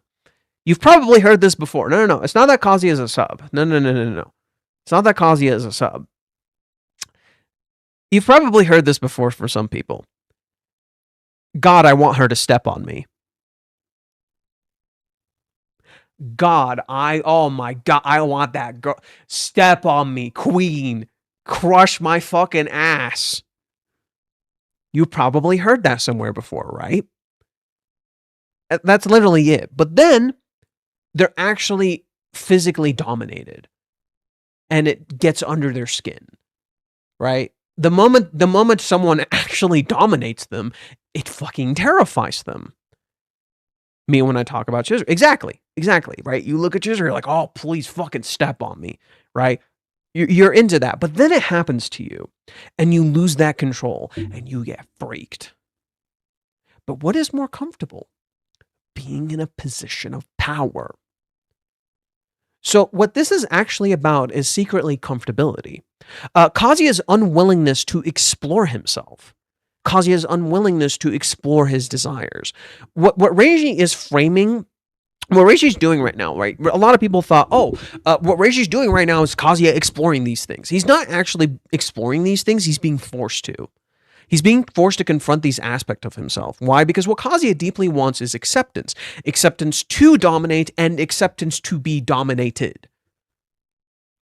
That's what Kazuya wants. Kazuya wants the ability to explore. What he seeks is control. And because he's not exploring these things, they freak him out. So, literally, right after Kazuya has that dream of Chizuru dominating him, Ruka dominates him, and it ends up being this twisted thing because it's unhealthy. There's no safety with Ruka. He's being controlled. And so literally his dream, his thing that he had that he desired becomes something destructive. So as a flip of that, what happens? So with Ruka, he had the desires taking over. Literally, what does Kazuya say? Right? Kazuya says something very directly. He wakes up from this dream, and look at this. It directly parallels how he wakes up from this dream. But there's a slight difference. There's a slight difference. In this dream, he cries. In this dream, ugh, this is stupid. This is so fucking stupid. Please don't. Okay. In this dream, he wakes up crying and no one sees it. In this dream, right, this dream is in public. This dream is in private. This dream, he still has that element of who he is. This dream, he's someone else, and he's having it in public. What does he say here? I'm letting my desires overrun my dreams. Now, what does he say here? I'm letting my subconscious is leaking into my dreams. So here, I'm letting my desires do it. Here, my subconscious is leaking into my dreams. Both of these inform the other and influence an important aspect of Kazuya's character. Okay, he says here, I can date her. Here he says, nothing feels worse than hating yourself. He gains introspection here. He doesn't gain any introspection here. The entirety of chapter 393 is leveraged around Kazuya's desire. The entirety of chapter 415 is leveraged around Kazuya's deep need to be accepted, to be forgiven. So these are literally two sides of his feelings. One side is to be accepted, but what is the side of being accepted directly connected to? His desires. Everything is connected. We're just delving deeper into the problem. We're just delving a little deeper into the problem. So the first dream, his desires are abused and used. Now, his need to be forgiven is being used. And he doesn't even know it. Because mommy wants to be forgiven. Why is this important? Why is this so important? Because I want you to go back to when Kazuya first started living with Chizuru. In particular, chapter 263. What did I say about this chapter? I said something very particular about this chapter. Why does chapter 263 happen at all? Mommy saw Kazuya apologize to Kibe. And he sought forgiveness. Here's mommy in that same exact position. But who apologizes to who? That's right. Kazuya apologizes to mommy when she should have been the one apologizing to him. She was the one who was supposed to seek forgiveness, yet she is the one who is forgiven. Now, what happens in this chapter? What happens in chapter 416? Mommy tells Kazuya she tried to destroy his relationship with Chizuru. And she asks him, what do you think? Do I still love you, Kazuya-kun? It's like she is going to be forgiven for her sins. So now, Kazuya's desire to be forgiven is again weaponized against him by an unknowing party. First, his desires are weaponized against him, then his subconscious is weaponized against him. Why is this happening? Because that's literally what Chizuru was going through. That's literally what Chizuru was going through. Her desires for Kazuya were weaponized against her. Then her feelings and her guilt and her want to be forgiven and her desire to seek forgiveness for what she did is weaponized against her.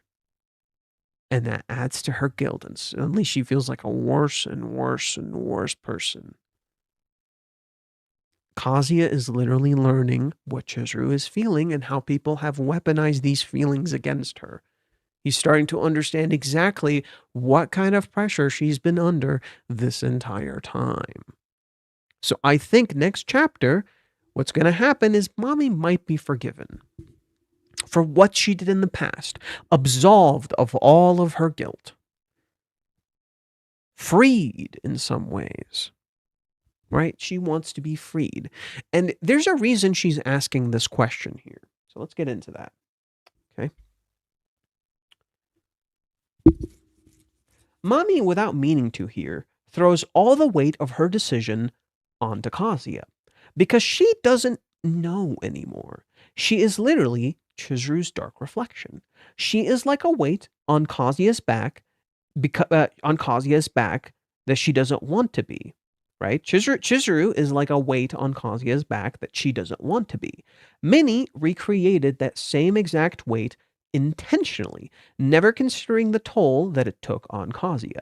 Ruka holds him from the front, but holds him back from moving forward, afraid of letting him go. And Mommy grabs onto him because she keeps hearing Chizuru's question in her head, a question that she has pondered since her own childhood. Okay, this is very important. Chapter 215. Let's go to that really quick. In chapter 215, Mommy says some very particular words. I should have seen it coming, though. I told myself I wanted to spend my life with Toru, but it was just my craving for freedom, my childish wish to escape my parents' smothering. I called it love, but some might say that was just my rebellious phase. Even now, I don't know what to call it. No matter how much I try to dissect my own thoughts, I can't find a logical explanation for it. Frankly, I don't think anyone could. Is this starting to sound familiar? Right? Isn't Chizuru trying to dissect her own feelings and she can't find an answer? Okay. Let's read something very particular here.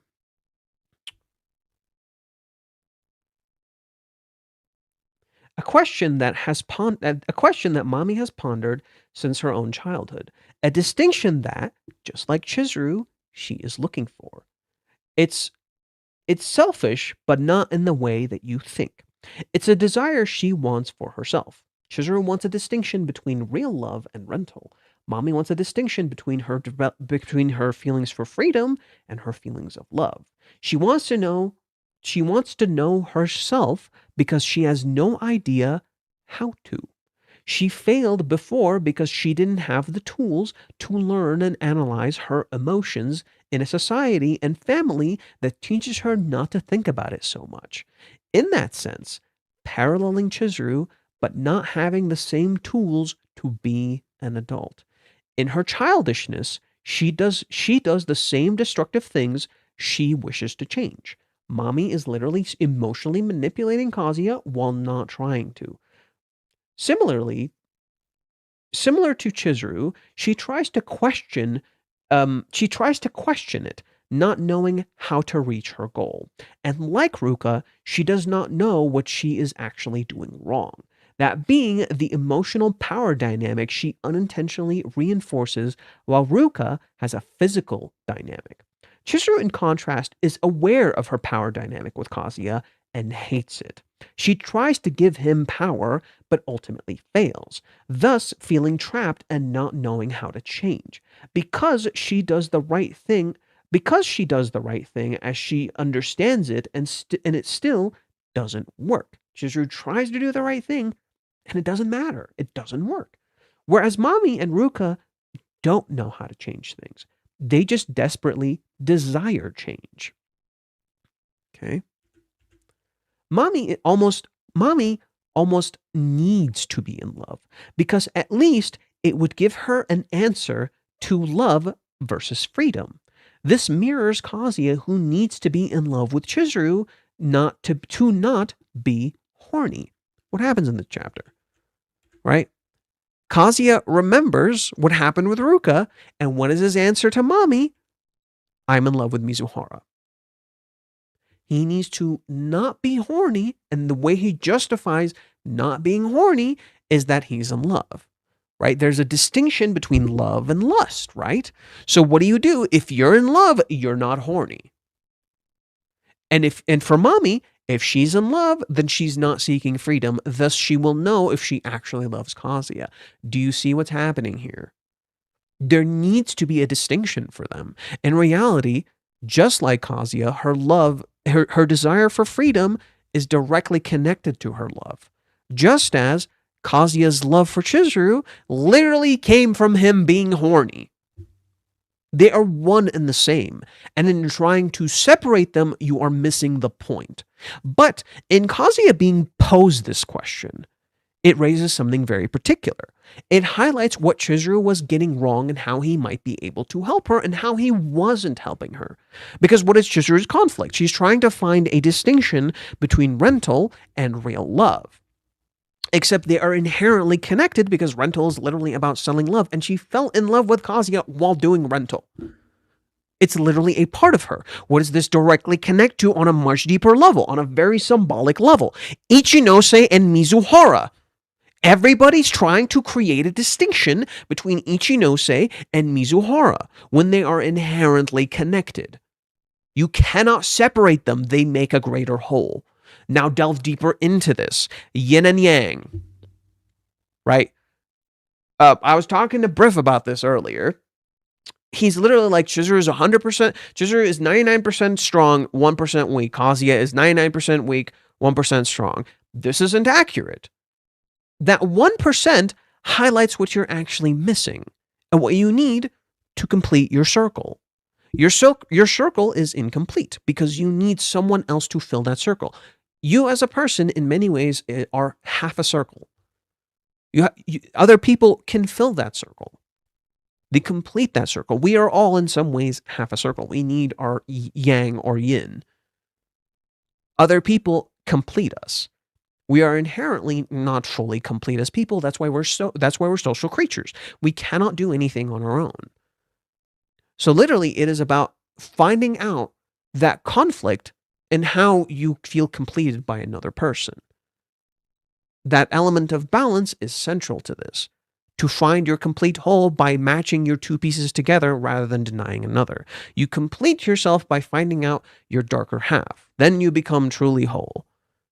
Right? Just as other people complete your circle, you too can complete yourself in finding your missing piece. Okay? So you can still be complete on your own, but you find your missing pieces and how they complete you. Each character is denying an aspect of themselves.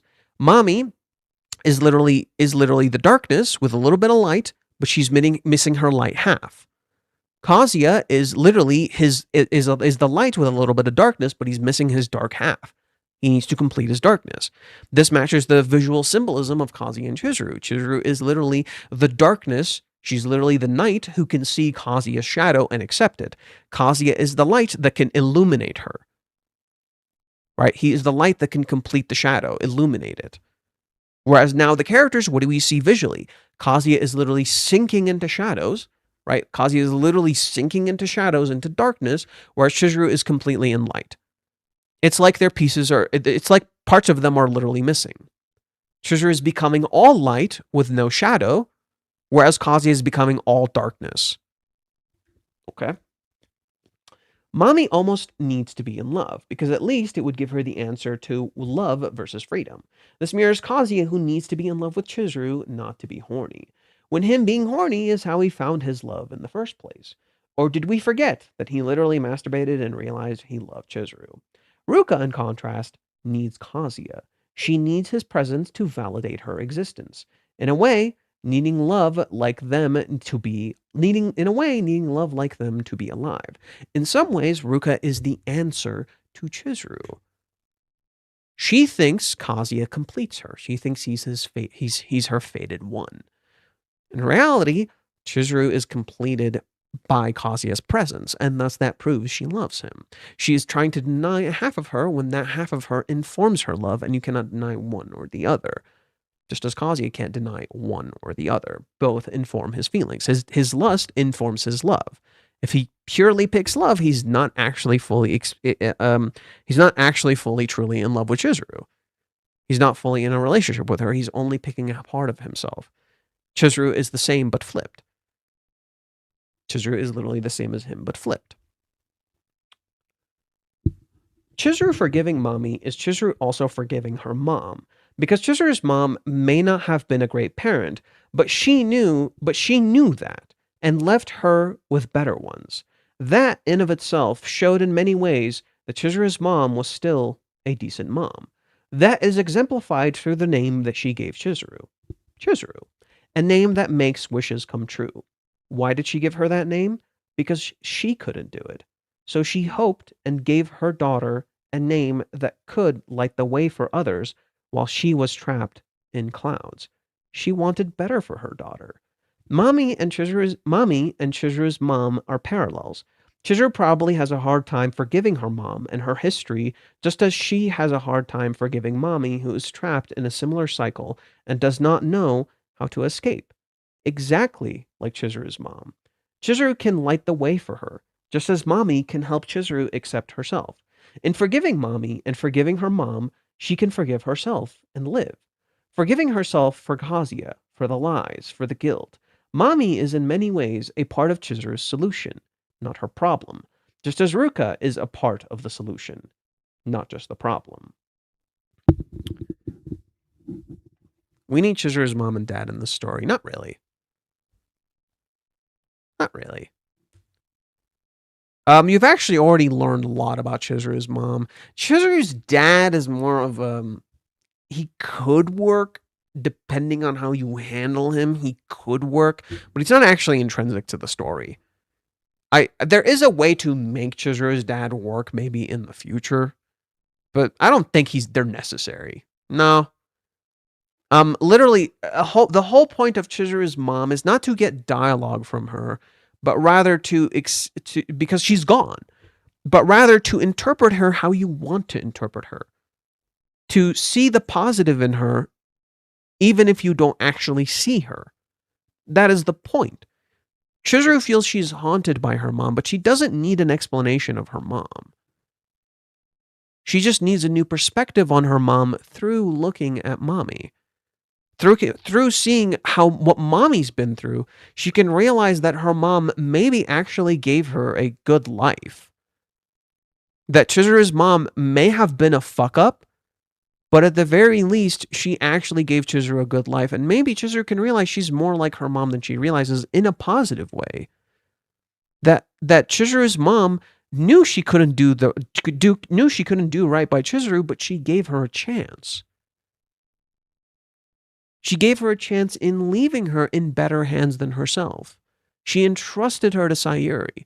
What Chizuru needs is a new perspective on her mom, so she can have a new perspective on herself. And I think Mami can be how Chizuru finds that perspective.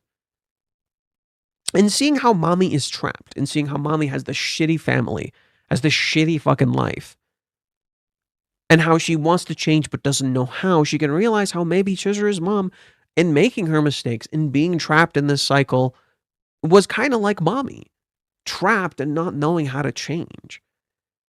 It's not about Chizuru's mom. Chizuru's mom is not what matters. It's how Chizuru interprets her mom. And I really, really hope we don't get Chizuru's mom. I hope we don't get more of Chizuru's mom. What I want is for Chizuru to have a new perspective about her mom. For herself, she decides it for herself, not because she got someone else to tell her what her mom was like. I hate that trope. I really fucking hate that trope of like someone else telling you what this person was like. That defeats the purpose of this arc, which is autonomy. That fundamentally defeats the purpose of this arc, which is autonomy. Making your own choices, not because someone else told you, but because you decided it for yourself. I want Chizuru to change her interpretation of her mom without getting some new revelation. In fact, some people in Reiji's Twitter space talked about something like this, where they were just like, oh, I hope we get more of Chizuru's mom, or we get more of Sayuri or something. Is like, what the fuck are you expecting to get? They're dead. Disagree. The only way to get proper perspective is to get proper information. No. Not true. Perspective is shaped by your own experiences, not proper information. The very nature of our existence is a lie. It's about self-reflection and your own interpretation. How do you know that's proper info? Someone else is telling you that. How do you know it's proper info? Someone else told you this thing. How do you know it's true? Can you say for a fact that what this person just told you is objectively true?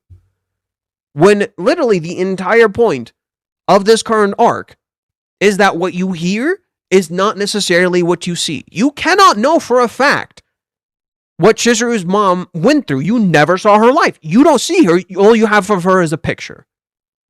However, Chizuru is living proof. What Chizuru experienced, what Chizuru went through is living proof. You could find Chizuru's mom's diary. That's contrived. That's stupid. I could literally already feel Reiji thinking that's fucking stupid.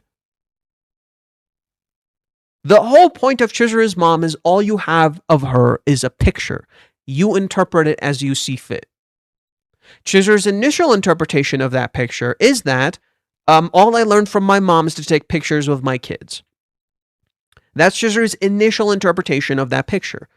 What I want is to not get new information about Chizuru's mom, but to come back to that same picture and have a completely new interpretation. Cooked. Brilliant writing. God tier writing. No new information about Chizuru's mom is presented. All that changed was your own perspective. That's it. That's life, dude. That is life. Your perspective changes because you took the time to reflect and think about it and look at life differently. That's life, dude. You take the time and look at it and change your perspective. That is literally life, dude. It is about taking the time and thinking about it. Because you can say something in your head all you fucking want, and your brain will not process it. So you know that stupid shit that like people say when you go to watch those like inspirational videos where they tell you like, oh, just repeat a phrase in your head over and over and over and you'll make it true. That doesn't work. That's not how your brain works. That literally doesn't work. That's not how you process and learn information. That's not how your brain actually like processes and like actually like internalizes information. That doesn't work. That's not how it works. You're literally gaslighting yourself. What good is that? What good is someone else telling you the answer? That is what Reiji's writing. What good is it's someone else telling you the answer? That's literally the whole point of this scene. Mommy wants Kazuya to tell her the answer, not to find it herself. Everybody has been telling Kazuya the answer instead of him finding it himself. Literally everybody is constantly telling him the answer. The only person who doesn't is Chizuru. The only person who doesn't is Chizuru. She speaks her truth, what she believes. She reflects and thinks about it. That's literally what Sayuri said in the previous chapter. Right? Let's pull it up. That's literally what Sayuri said to Chizuru in chapter 414. Right? What does Sayuri tell Chizuru? In this world, you know, most things don't even have answers. You stumble through each day, aching, troubled, facing and reflecting on those difficult choices. That's the only honest thing about life. The fact that we reflect and think about our choices. That is the only truth. Not what other people tell you. Not necessarily what you hear, but what you experience for yourself. That is your truth, and you reflecting on that makes it your truth. That is the only true thing. Us reflecting and thinking. Okay? That is why I don't want us to get some stupid diary from Chizuru's mom. I don't want that. I think that would be stupid. I actually would not like that. Chizuru literally cleaned and emptied the house, and somehow we're supposed to magically find a fucking diary? That's so contrived. Chizuru literally emptied the fucking house.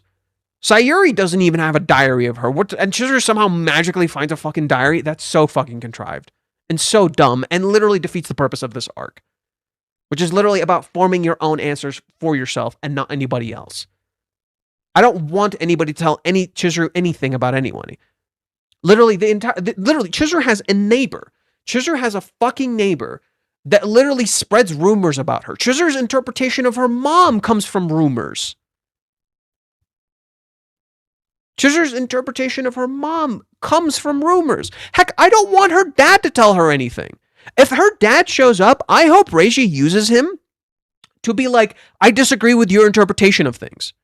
I want Chizuru to not agree with his interpretation of things. That would be sick.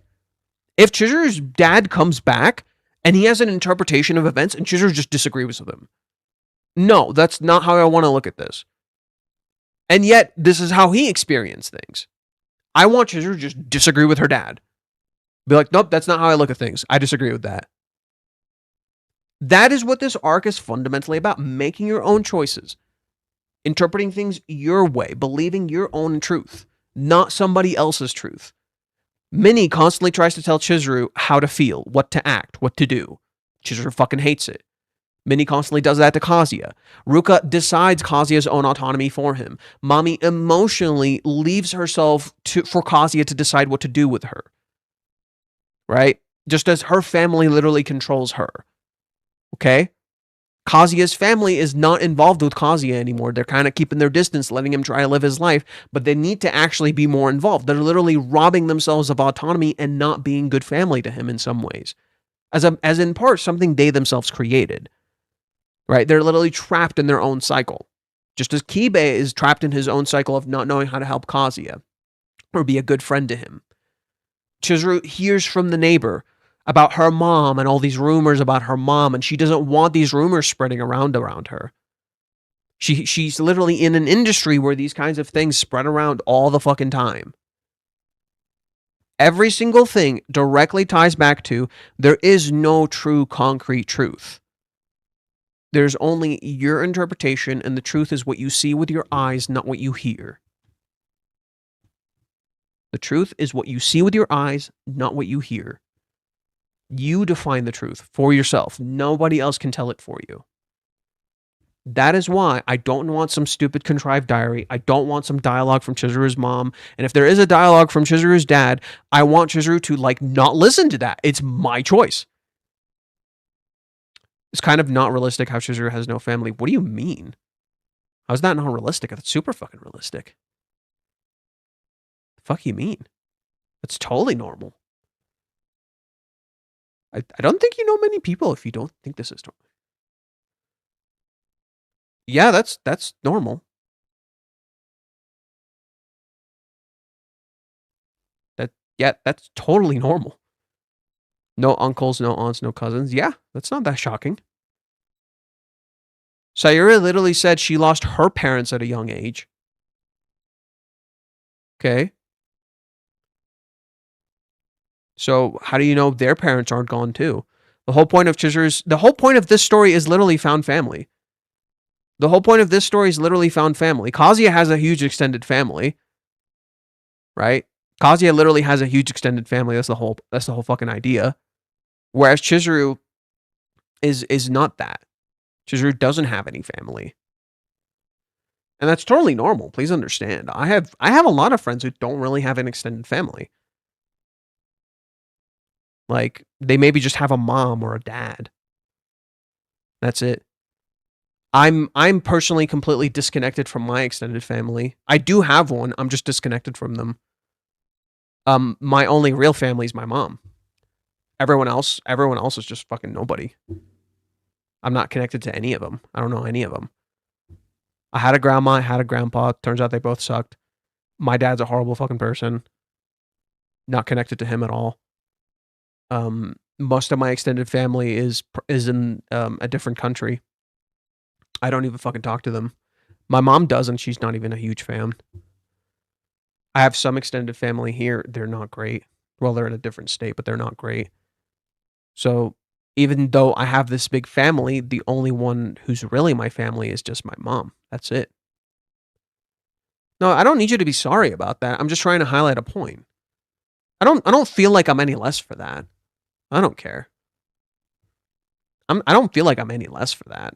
I'm happy to have one person who's important to me. I don't really care that my extended family fucking sucks. I'm just trying to highlight a point to you that, like, everybody's lives are different, and it's really not that shocking that Chizuru doesn't have a huge extended family of any sort or any kind. You don't find the truth from others, you find the truth from yourself. Yeah, from your own experiences. The truth is literally shaped by your own experiences. And, for example, Minnie's experiences is literally fucking diluted shit. Literally making up waifus in her goddamn head. Yeah, but Chizuru's been unlucky from the start of the series. Exactly, that's the whole point. Chizuru literally is unlucky. Chizuru is literally the unluckiest character in this story. That's the whole idea, whereas Kazi is literally the luckiest, even in destructive ways. And that luck is starting to catch up to him. Right? That luck is literally starting to fucking catch up to him. Does the empty car seat mirror the empty Chizuru's house? Both characters are losing their past. Empty car seat. You mean the front of the car? No. So I think that's an interesting direction you're talking about, but I think, visually speaking, they're in the back seat. Visually speaking, they're in the back seat. They're going back. They're returning to the past. This is in the future. This is the past. And there's also a visual symbolism happening here. The car is dark. The outside of the car is pure white. Now go to Chizuru. The inside of the house is pure white. The outside is just darkness. There's an inversion occurring here. There's literally a visual inversion occurring here. Mommy is literally trapped in a car of shadows. Chizuru is in an empty white house. The darkness is outside, it's not inside. Mommy, she can't touch the light. The light is outside, even though it's visually dark outside. Right? It's visually dark outside, and yet it looks like the day. Isn't that interesting? It looks like the light is literally on the other side of the door, and she can't step out. Right? And we're visually returning to the past. That's kind of the visual motif of this chapter. You're literally visually returning to the past. The cover page literally mirrors the past where Mommy looked like an angel. Why? Because now you're coming back to this idea of questioning, is she even evil? Is Mommy evil? Right? The chapter literally questions that. Is Mommy an evil character? Or is she just a girl who doesn't know what the fuck to do? She literally doesn't know how to change. To be clear, I know there's developments and fucking obvious. It's just, I don't know. Maybe because I want some different characters. I guess the stupid I need progress mindset is low-key infecting me. It's okay. It's okay. Everyone has different perspectives of how... See, I think it's not that you want progress. It's that your interpretation of progress and how progress functions has blinded you into how you think progress should work. So that to you is a form of progress because you're getting enlightenment. But in life, there are times where you're not enlightened about things. There are things you can learn more about. So for instance, Kazuya can absolutely learn more about Mommy, her circumstances. He can learn about himself through these interactions with these characters. He can't, however, learn about someone who's dead other than hearing about it. He can't speak to this person. They're gone. He can never judge for himself if this is the truth. Even with Mommy, at least with Mommy, he can see it for himself. So I think that's kind of what you're missing. It's like you're looking at more traditional progression. It's not wrong to want progression, right? Understand it's not wrong to want progression. I think how you're looking at it is more traditional forms of progression rather than a different form of progression. What you're looking at is very stereotypical, like what you just described with with Chizuru's mom finding her diary, or hearing more dialogue from her mom or her dad. That's very stereotypical anime where you're magically going to get information about something that is no longer here and doesn't make any fucking sense.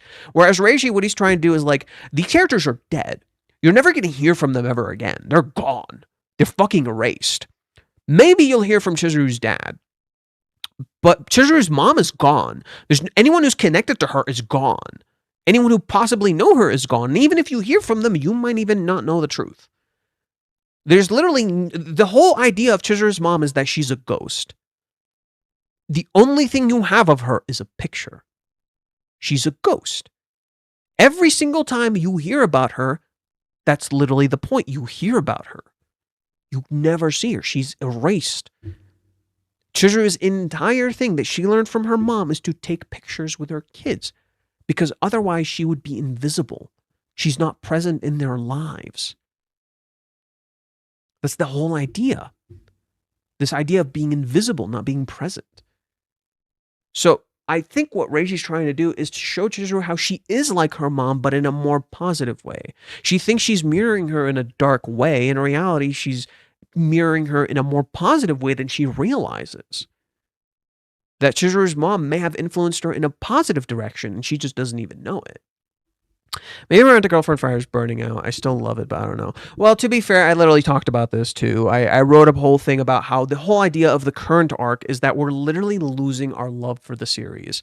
And Reiji is leveraging that as a narrative driving point. That you're confused. Right? Doesn't it feel weird? Like, how the fuck did Kazuya end up with mommy in a car? He should be in love with Chizuru. What the fuck is happening? Where are these developments going? You'll hear that a lot. If you go to Reddit, you'll constantly hear this. Where the fuck is the story going? I'm so confused. I feel like dropping it. I don't know what the heck Reiji is doing. Where has our love gone?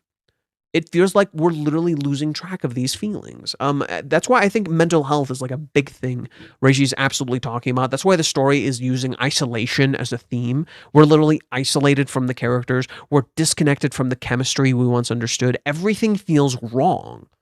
This doesn't feel like the same story, does it? Right? Rent-A-Girlfriend does not feel like the same story, does it? You feel like you need these answers. You're so desperate for these things, and yet just everything just feels wrong and off some ways. And that's the point. That's the point. If your fire is burning out, just understand Reiji knows this. He's literally leveraging it as a writing point. And I'll read you. I wrote this thing. I'll read it really quick. I'll keep it short. This will probably maybe be the last thing we talk about for tonight. I'd like to get ready for bed. I've been sleeping poorly, and I would love to fix it at some point. Where has our? Oh my god! It's still trending. It's still trending, and and the stupid fucking Grok uses Hawaii arc. Where's love gone? Lost our love, maybe? Lost love. Yeah, let's try that. Lost love.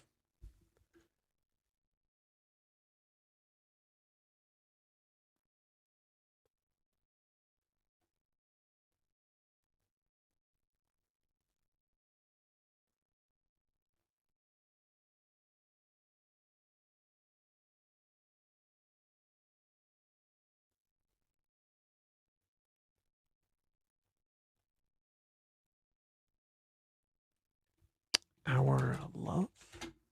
I did not write love. I love oof. I put oof.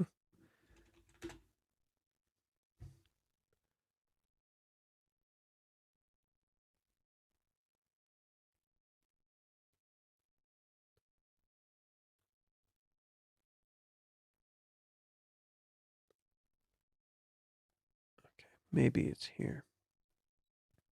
Oh no, I was talking about this girl. Whoops.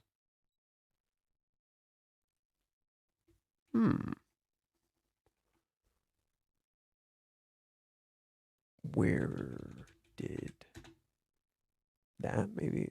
Hopefully that pulls it up.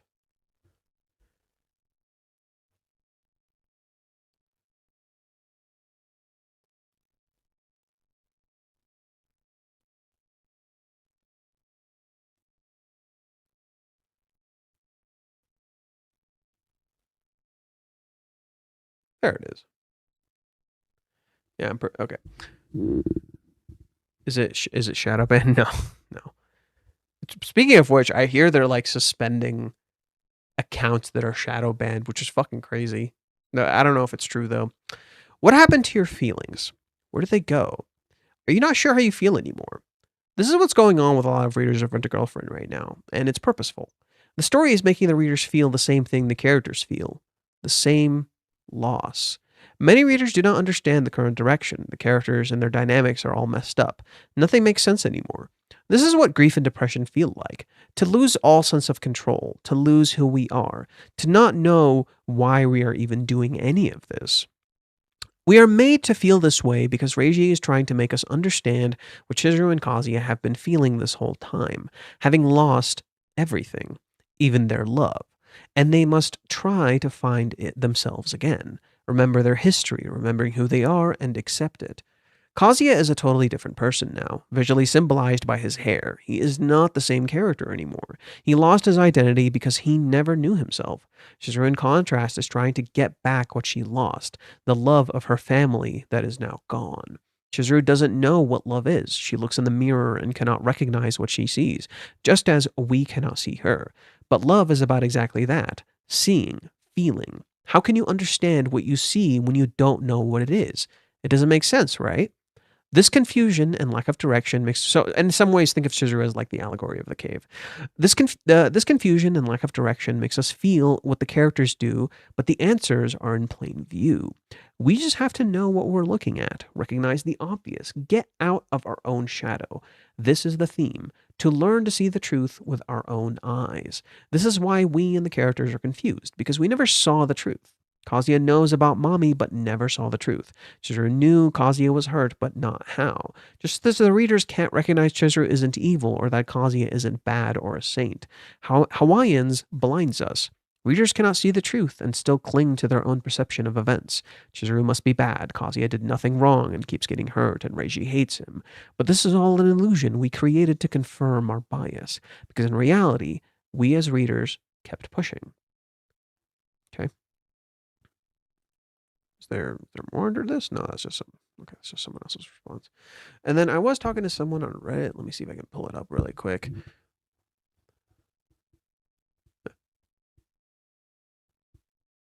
Oh, we looked up Cupid's arrow. Yeah, I remember that. Yeah, so I was reading this.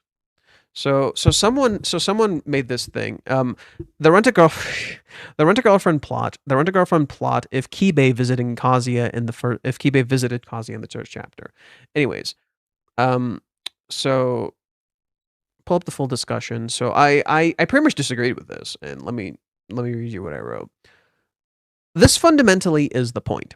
Kibe didn't care about Kazuya's feelings for Mommy. He couldn't understand his friend and just told him to move on. Even if Kibe was there at the start of the series, which wasn't going to happen, it would have been the same. Case in point, chapter 2 onwards. Even chapter 1. Kibe just dismisses Kazuya's feelings and hangs out with the senpais as they exclude Kazuya and only invite him because they saw him with Chizuru. Kibe is written as both a good friend and a terrible friend. That's the point. He treats Kazuya as this amazing idealist, but he also clearly envies him, taking out his frustration at him, claiming he's a realist, but then later saying how awesome he is. Kibe's views seem realistic, but it's extreme and pigeonholes Kazuya. That's exactly why he goes to Chizuru in the first place. Out of everyone, Chizuru truly looks at and sees Kazuya for more than his failures and his success, but just for who he is. She sees his effort. Nagomi even admits in chapter 210, where she says she realizes that Chizuru saw the real him that no one else did. With each family character, after only seeing those, with each female character after only seeing those things because of how he was with Chizuru. Each one, including Sumi, loved Kazuya because of his love for Chizuru, ironically falling into the same extreme as everyone else, but in reverse. Only seeing Kazuya for his love and not who he is, while Chizuru is the only one who sees him for who she. While Chizuru is only seen for who she appears to be, and not the love that she has to give. All that matters is that she's with Kazuya. That's it. The provider position is thrust upon him solely. Long story short, the narrative is built on bias, stigma, social pressure, and conformity. Regardless of how things looked like regardless of how things looked like they would change, the story would have ultimately been the same because the characters are shaped by their environment. Even if Kibe was there at the start of the story, Kazuya might have ultimately returned to rental anyway. In fact, Hawaiians showed us this. Kibe was there in high school, and yet those events still happened, and Kibe literally instigated them in Hawaiians due to his immediate bias to believe mommy over Kazuya. Not trusting his friend because he dared to so much lie to him, to lie to someone he deemed as someone you shouldn't lie to. Never even questioning that Kazuya might have a good reason to lie, and he influenced his decision to do so by in being so rigid in his beliefs. This is why Kazuya doesn't open up to him in chapter 182 before Hawaiians. Kibe essentially told him, "I'm not a safe space for you to open up to because my love is conditional on the fact that you are a good person who won't lie to someone I deem as too kind to lie to, aka Nagomi." So Kazuya feels the need to hide it when he should have been able to confide in his best friend. Kibe makes the mistake again post-Hawaiians. Despite trying to change, he still threatens Kazuya, saying if he breaks up with Chizuru now, he will disembowel him with a chainsaw. This is said in a friendly way, but the problem is how he positioned his argument. Kazuya picked Chizuru over Kibe. He didn't. Kibe forced that role onto Kazuya, and he realized he did in chapter 303. Telling Chizuru he knows he said this, but maybe he was wrong. Kibe's journey is to learn how to be a better friend because he cares for his friend but handles his relationship with him poorly. He has to unlearn all his conditioning up to now, which is why he isn't just doing the right thing. He literally doesn't know how to change, just like Mommy doesn't, Minnie doesn't, Ruka doesn't, and even Kazuya doesn't. He is trapped by his environment and everything he has learned from society. This is an arc about learning how to break out of this and see people for the full depth of their character, not just what you want to see. This person says, "Oh, Kazuya should just distance himself from everyone." I respond by saying, isolation from friends and family is not the solution. Recognizing there is a problem and working on it together is. I think if Kazuya's family learned how he feels and how they hurt him, they would try to do better. In fact, they are already trying to change. Leaving is best when you realize people do not care and do not want to try. That's just self-respect. But it shouldn't be the first solution if you did not try others, which is what Kazuya is not doing. These people do care. Even Mommy seeks to change and doesn't know how. And in giving up on them, it would be giving up on something good if taken the time to honestly work on it. This mirrors Kazuya's relationship with Chizuru that he isn't honestly working on with her, leading to these problems we have now. As they isolate and their mental health clearly gets worse with each chapter. He says, well, let me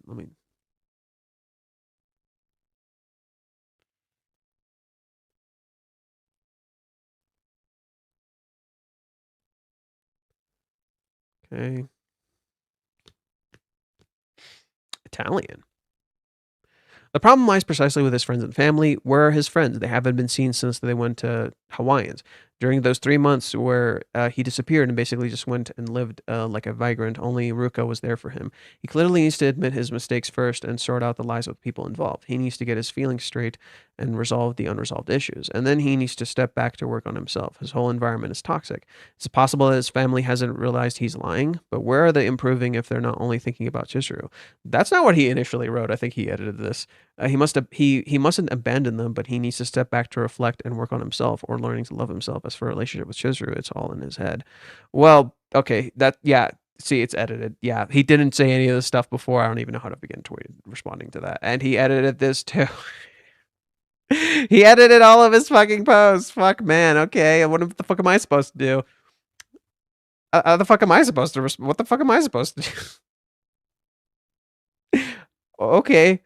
So yeah, he wrote before, I'm like, what did they do before they were too involved? So they gave him space and checked in occasionally. Even every time Kibe or Curry showed up, they legit gave him great advice. Nagomi's advice to take initiative was also correct. They want to change and don't know how, but they are trying. They clearly care. Kazuya is the one isolating from them, but that isolation is also partly their fault. It mirrors the 3 months. They can't really connect with Kazuya like they used to. Their foundation is broken, just as his foundation with Chizuru is broken. The isolation is by design. He is falling apart and distancing himself from family. He needs them no matter how flawed. He thinks he should work on his stuff alone. That's not accurate. No, you should not do that alone. That's actually terrible. He talked about Kibe. I said Kibe. He's like, oh, everybody's already been fucking up, blah blah blah. I'm like, no, Kibe first made things worse, but then realized his mistakes and stepped away. He gave him good advice about his internships and stopped talking about relationships. Curry told Kazuya to go for it with Chizuru, and he was right. Kazuya just didn't do anything in the date. Both gave solid advice. As for Nagomi, in the birthday, she clearly saw something was wrong. He didn't address a problem before it got out of hand. And right after that, the Ruka assault incident happened. Why? He put it off under the belief Ruka would stop if he dated Chizuru. Yet he let her into his home on his birthday. Nagomi tells him, take initiative. He doesn't take initiative with Ruka. Things spiral out of hand, right? So there you go. He literally ignored her and put it off, even though he had a pattern showing she wouldn't stop and would act if he let her in. This is contrasted by Chizuru drawing the line with Umi and rejecting him no matter what. Kazuya literally needs to open up about his pain, but he won't. He isolates and goes to people like Minnie who are ill-equipped to deal with this. He's isolating. They think he's okay and they want to keep a distance. This is also a problem with how people look at men. Men are often not seen for their pain, and if they show weakness, they are not seen as men. This is part of unlearning and conditioning that is being more involved.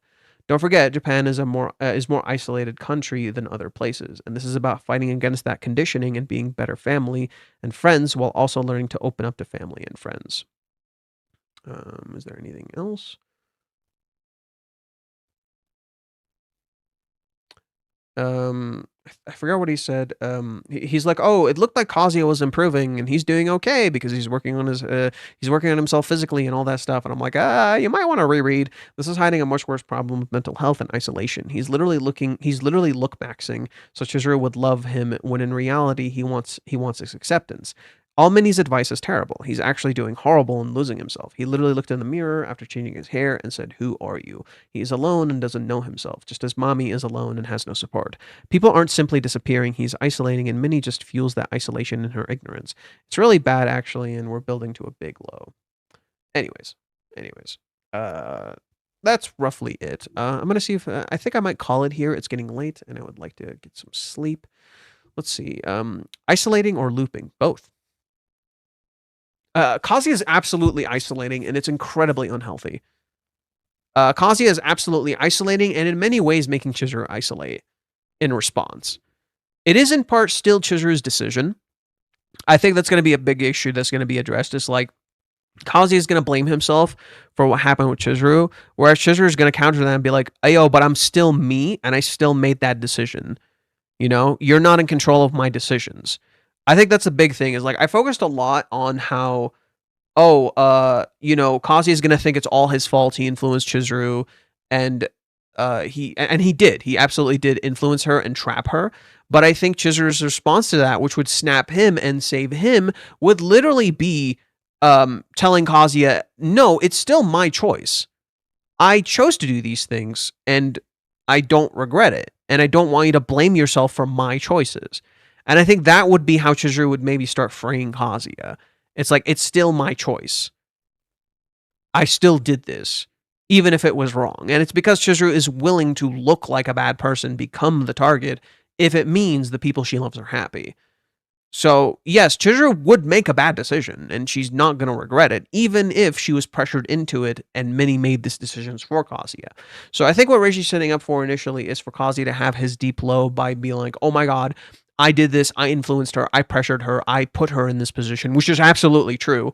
While at the same time, Chizuru would counter that and be like, but I am still my own person, and no one can decide these things for me, not even you. Just as no one should decide anything for you. And that's how she would free him from how he was physically assaulted, how he would accept that he was sexually assaulted, that his autonomy was taken away from him. You know, and I think that's what Reishi's setting up. How Kazuya can save her and how she can save him. There are many people on Twitter who are losing in How Much a Girlfriend, which came in 2000 get 5 seasons already, while their favorite anime doesn't have 2 seasons yet. Loser ass behavior. Oh yeah, no, it's like understand. Almost all of Twitter is just an echo chamber. It's performative. It's performative. They're literally just saying the same thing everyone else is saying. It's literally the Gen Z TikTok brain rot behavior. They're not actually saying. They don't actually believe this.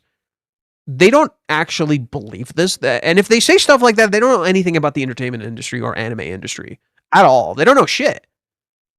They don't know anything about the fucking anime industry. There's a reason your shit is not getting anything. Because sucks to suck, it's not as popular as you think it is. Like, I'm sorry, if your thing doesn't get another season, it's not as popular as you think it is. Nor is it as important, or nor does it have people to work on. Heck, they don't even look at Rent a Girlfriend. They're just like, oh, I can't believe it's getting a 5th season, but they don't see how like the season has a lot of issues. And even then, it's still fucking stupid. Like, for example, ReZero did not have a season 2 planned. ReZero did not have a season 2 planned, but it was so popular, it got one anyway. Rent a Girlfriend was the same exact way. Did you know that? Rent a Girlfriend did not have a season 2 planned. Yeah, it didn't have a season 2 planned, but it was so fucking popular, it got a season 2. And then it got a season 3. And then season 4 was also not immediately planned. There were hints of a season 4, but we didn't get anything, and then we got it a year later. So those people are fucking stupid. They don't know anything about the entertainment industry.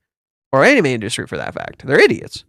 They're just a bunch of echo chamber dumbasses who have the attention span and media literacy of a monkey. Which is unfortunately a lot of people these days. Like, they don't know how to engage with media at all. What do you think about Fragrant Flower? Fragrant Flower is okay. It has some good moments. I like its discussion of mental health. The only issue I have with Fragrant Flower is the characters feel too pure. They're just like too fucking innocent and perfect. It's a little weird. Like, even their flaws are perfect. That's just kind of my only issue. The only character that I genuinely really fucking like very deeply was Subaru. Because her flaws felt so broken and genuine and uncomfortable. And it's not those characters are just devoid of flaws. They absolutely have them. Like, Rentero's flaws is that he's kind of like selfish. In his selflessness. He's selfish in his selflessness. He's a little destructive. It's a little unhealthy. But as the story progresses, he's just too good of a boy. You know, he's a fucking puppy. You want to protect him. And even Subaru falls into this trap. Literally every character falls into this trap. The kids are just too good. They're too innocent. They're too perfect. And that's what I don't like is, like, I love it when characters feel more human. That's my issue with Fragrant Flowers. The characters sometimes just feel like characters. They're too perfect. People are not like this. They have more flaws. They're messy. They're not clean. And even if you have, like, great, amazing, loving parents, you will be messy and not clean. Ruka has loving parents, and then she still has flaws, right? Sumi has literally nothing wrong with her, but her own temperament, and she gets in her own head, and that's literally her flaws. Everybody has flaws, even me. Sometimes my whole thing is that I can be a dick sometimes. I don't mean to, but I can be. I'm very blunt sometimes. And I'm like trying to give a good advice, but I can be a dick. I have ADHD, so I have a tendency to develop bad habits, and I stick with those bad habits. Like right now, like staying up instead of going to fucking bed. You know? I think the story tries to do those things, but ultimately it feels more like a very comfortable story. It's more like a comfort story rather than really delving into like uncomfortable shit. I don't think it does that enough. But I do love its discussion of mental health. I think its discussion of mental health is really good. But I do think the characters are a little safe. The characters are just a wee bit safe. I think a lot of characters in anime are really fucking safe. Even the ones that you think aren't are probably a lot safer than you think. Specifically, ReZero fans, after knowing that the episode director for the most liked ReZero episode left for Rent a Girlfriend, say fucking what? Whoa. You might want to back that up with a fucking source. I've never heard this.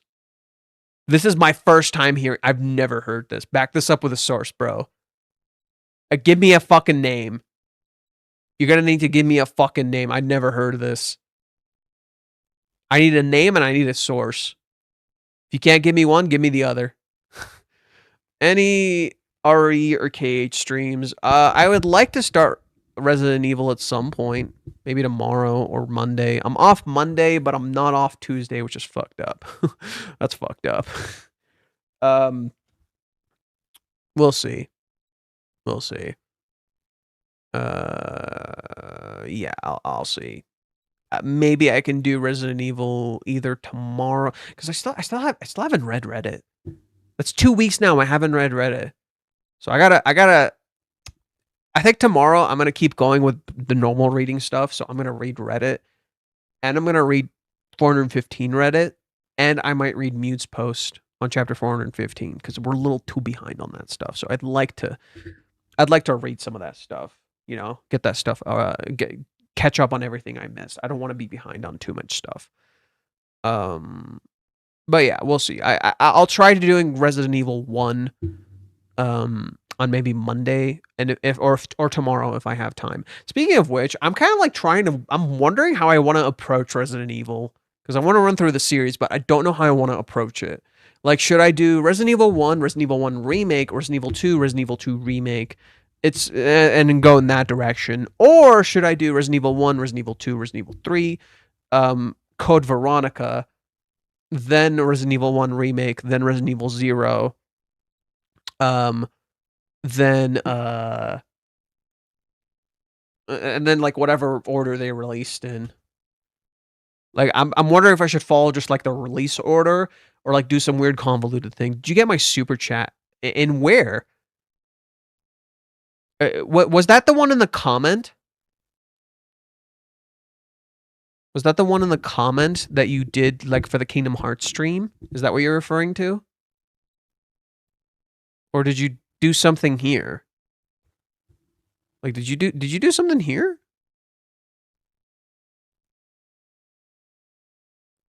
I don't send it oh.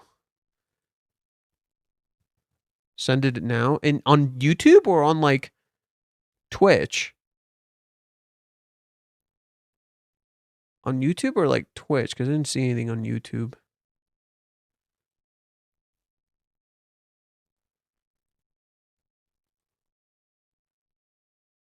Pop out chat.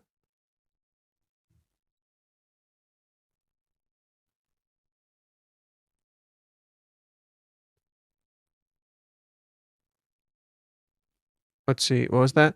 The RE stream, RE1 and Reddit. Oh, okay. I just saw it. Oh wait, there's an error. Okay, I just saw it. Thank you. Thank you, Goku. The RE stream, RE1 and Reddit. Is that what you want me to call it? RE1 and Reddit. Just fucking lead people on.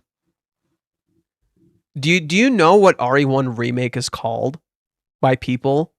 It's called remake. Get it? Remake. Resident Evil remake. But yeah, I don't know. Like, should I do 1, 2, 3, Code Veronica, 4, and then on and onwards? Or should I do Resident Evil 1 remake, Resident Evil 2 remake, Resident Evil 3 remake?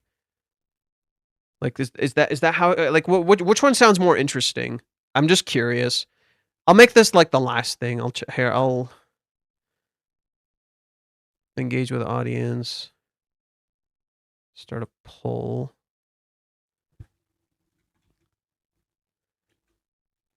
RE then remake. Or RE 1, 2, 3. Which is more interesting?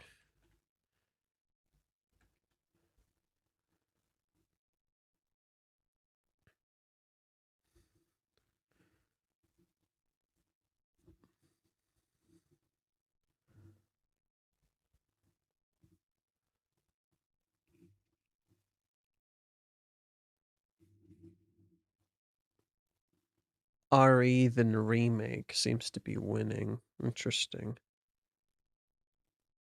But that's only 2 votes. Oh, it's 50-50. I know this is way about what about Final Fantasy and Rebirth before the third game. Once the third game gets announced, I will start playing. Literally, the moment the third game gets announced, I'm gonna start playing. I'm not even kidding. I'll even play the original Final Fantasy VII. Yeah, no, the moment the third game gets some sort of fucking announcement, I'll start playing. I don't fucking care. Like I'm down to play Final Fantasy remake and rebirth. But I'm just waiting for the third game to get announced so I can have like an idea of when I should start. And I'll play like the original too. Speaking of which, if I'm gonna play the original, I might play the. I have it on PC and I have a mod for it. That makes it so it has they did it like a brand new translation that's more accurate to the actual text.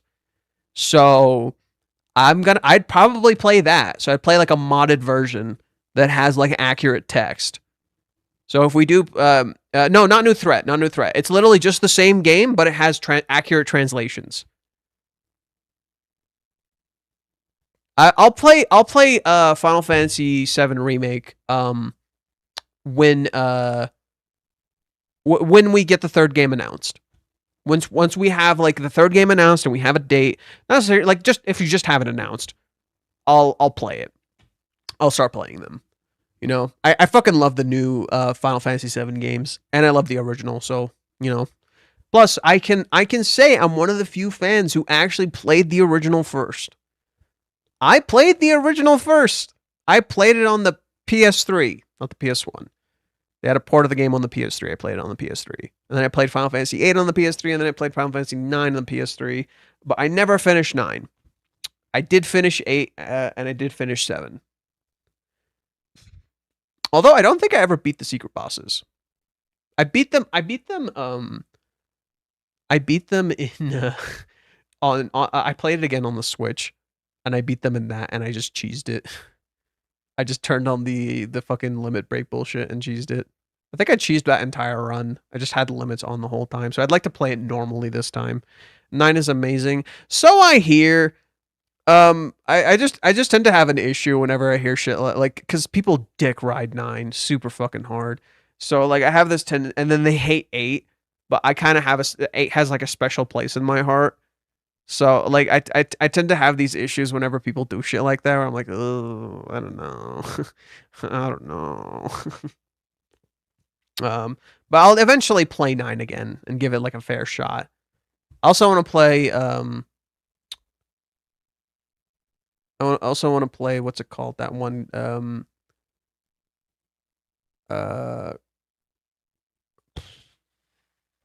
don't remember. It's the one that got a remaster recently or like a remake recently. Final Fantasy Tactics. I want to play Tactics. I've never played Tactics. So I would like to play Tactics eventually. I personally like the most like FF games. I'm weird. I personally like most. I'm personally like most like FF game. The most. Oh, you like the most liked FF games? I mean, that's normal. That's normal. I mean, FF7 is probably one of the most liked ones, and I like it. So, who fucking cares? Yeah, I'm a sucker for FF. Um, but yeah, I'm no different. Like, don't feel bad for that. I'm kind of the same. I just tend to be weird whenever it's I just tend to be weird whenever it's like, oh, this game is amazing, this other game sucks. And it's funny because I criticize my friend for feeling this way, and then I do the same fucking thing. I do the same fucking thing. Like I get annoyed when people are like, oh, this thing sucks, but this thing is great. I like all of them. There's 2 that people don't like that I have a special place in my heart for, and it's 13 and 8. In particular, I would really like a retranslation of 13 because I heard 13 had like terrible translation and terrible localization. They like fucked up the characters. And I saw little pieces of that. I'm just like I saw some of the changes. I'm like, "Oh my god, they fucking ruined like some of the most emotional scenes." So I would love to have some sort of retranslation of 13, some sort of re-release something. But knowing Square and where they are right now, that's highly doubtful. So yeah, I'd like to see. I do think I own 13 on PC. So if I ever play it, I would like to see if I can get like a retranslation of it. Like if there's a mod to retranslate the text, that would be sick. Because I do know 13 on the PC does not run unless you have mods. They released it in like a terrible fucking state. It doesn't fucking run. You literally need mods. Okay, anyways, it seems like it's tied. Either someone vote and break the tie, or I'm gonna just decide later. You get like a minute. You get a minute.